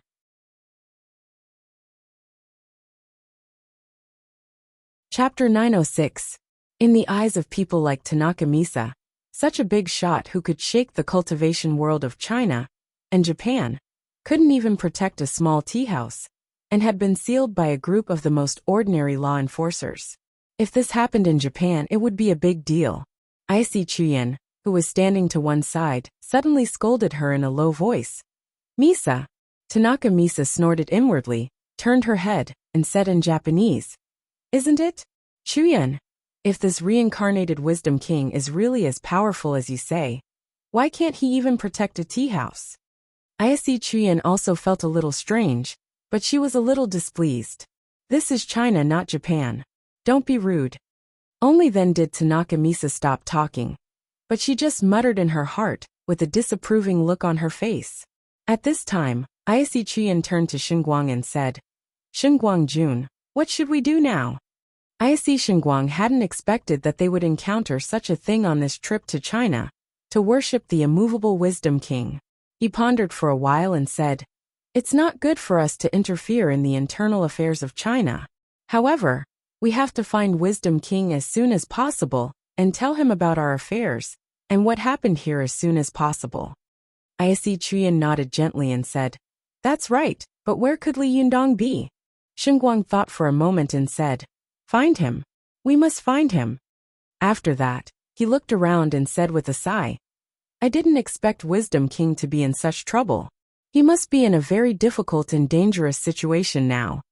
Just as the cultivators of various sects in Japan began to launch their own efforts to find Li Yundong's whereabouts, Zhou Qin, Ruan Hongling, and Lin Miao had already appeared in another place.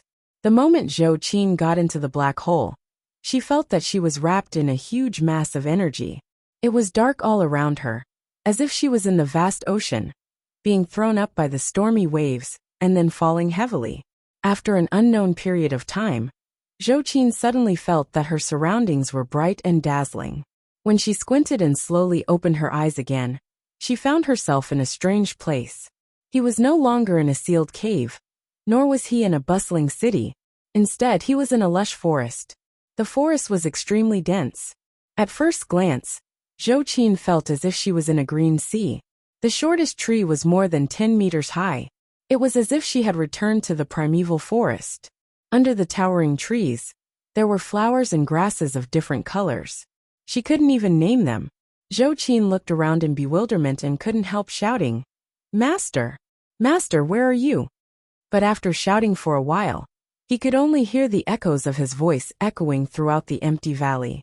Only the mountain birds were startled, but there was no response at all. She shouted for a while, then shouted reluctantly, "Li Yundong! Li Yundong!" There was an immediate response.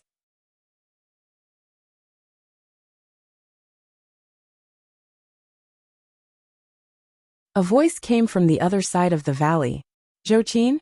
Zhou Qin, is that you?" Zhou Qin found the voice familiar. She was shocked and said, "Hongling? Where are you?" Sure enough, a figure flew up from the opposite mountain ridge. She was dressed in a long red robe, and her black hair was tied in a high ponytail, revealing a full and bright forehead. She had a pretty and happy face. Who else could it be but Ruan Hongling? Zhou Qin immediately rose into the air and flew into the air. She was surprised and reproachful as she said, "Why are you here?" Ruan Hongling snorted and said angrily, "Why? Do you think that my cultivation is low and will cause you trouble and hold you back?" Zhou Qin sighed and said, "Even Master Wuhua doesn't know where the spirit space is. I'm afraid that even Master is in danger, let alone us. I'm afraid that if I get you into trouble, I won't be able to explain it to Ziyuan." Ruan Hongling rolled her eyes, then smiled and said carelessly, "Since we're here, let's take it easy. Don't worry, it's okay. Aren't we safe now? Besides, you are now a lightning retribution master. Although my strength is not good, I have powerful magical weapons to protect myself. Don't worry, I won't hold you back. Besides, one more person means one more helper and one more pair of eyes, doesn't it?" Zhou Qin said helplessly, "What else can I say? Do you want me to send you back?" As she said this, Ruan Hongling was suddenly shocked and blurted out, "Ah yes, how do you think we can go back?" Zhou Qin was stunned when she heard this, then shook her head and said, "I don't know. Don't think about it now. Let's find Master first. Maybe if we find him, we'll know how to go back." Ruan Hongling muttered in a low voice, "If he knows how to go back, why didn't he go back earlier?" Her words made Zhou Qin's heart sink, but then she said, "Maybe he is looking for the mystical silver fox?" Ruan Hongling couldn't help but be a little worried. She looked around, only to see the green mountains and the vast sea of green trees. She couldn't see the end at a glance, and she didn't know where they were. It was more difficult to find a person than to find a needle in a haystack. Ruan Hongling sighed and said, "Alas, there are only 2 of us. How can we find him? Where can we start?" Before she could finish her words, she suddenly heard a voice coming from the valley. "Eldest Shiji, Eldest Shiji. Hongling Shiji Hongling. The voice was clear and familiar, and the pronunciation was a little strange. Zhou Qin and Wan Hongling looked at each other and shouted in unison, Lin Miao? You're here too? They looked in the direction of the voice, and saw a figure waving at them from the edge of the cliff in the dense jungle. Zhou Qin and Wan Hongling immediately flew over. Zhou Qin said in shock, Lin Miao, are you crazy? You haven't even reached the Zhuji phase yet. Why are you here? Lin Miao looked a little embarrassed. She said with grievance, How would I know? I just thought that the colorful divine light was very beautiful, so I reached out and touched it.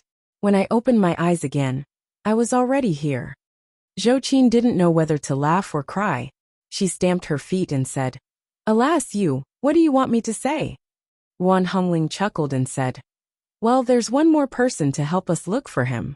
Hey Lin Miao, the three of us will take turns shouting. Whoever gets tired can take a break. What do you think? How could Lin Miao say no? She glanced at Zhou Qin carefully and said, Eldest Shiji, I can also help you look for him. Don't be angry. Zhou Qin sighed and said, Forget it. Anyway, we're here. Let's hurry up and find him.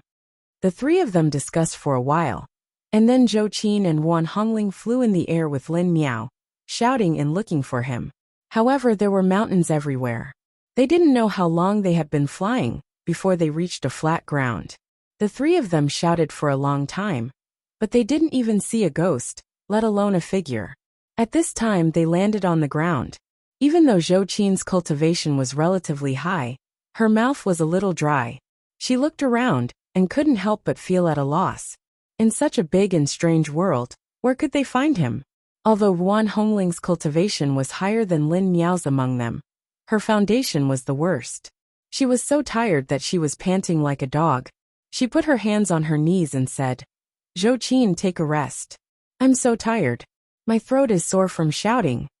Lin Miao looked around, only to see that there was no village or shop in front of them.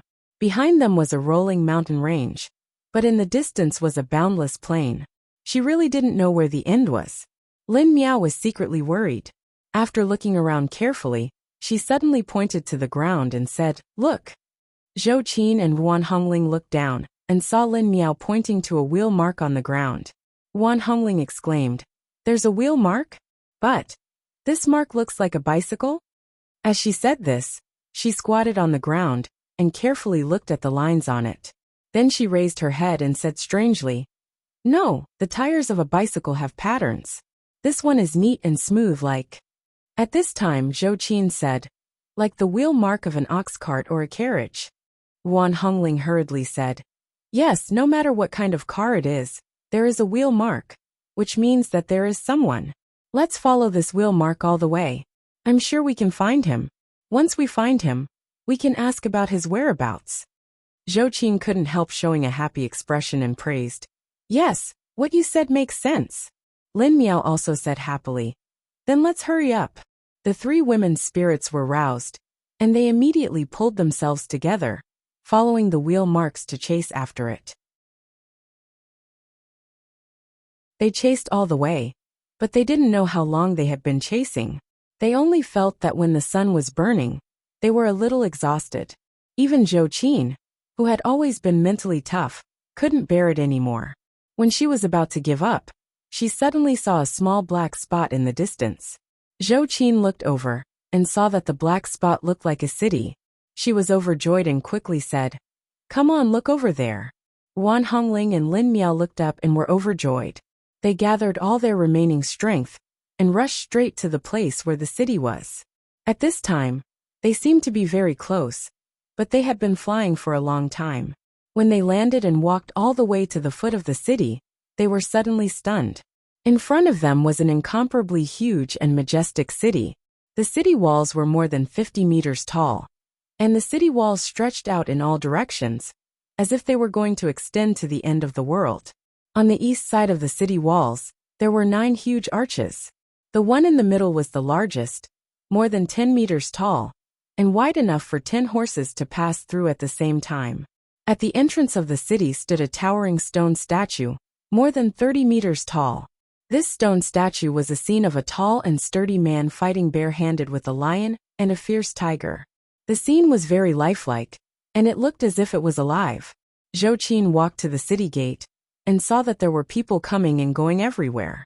These people were wearing very simple linen clothes, but they were dressed like ancient people. Some were riding ox carts, some were riding carriages, and some were riding some strange beasts that she couldn't tell the name of.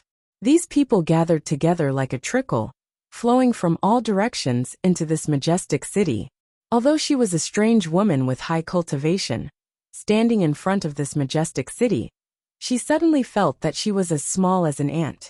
However, this was not what shocked her the most. What stunned her, Ruan Hongling, and Lin Miao the most was that there were two ancient characters written on the gate plate of this tall and majestic city, which read, Zhaoga.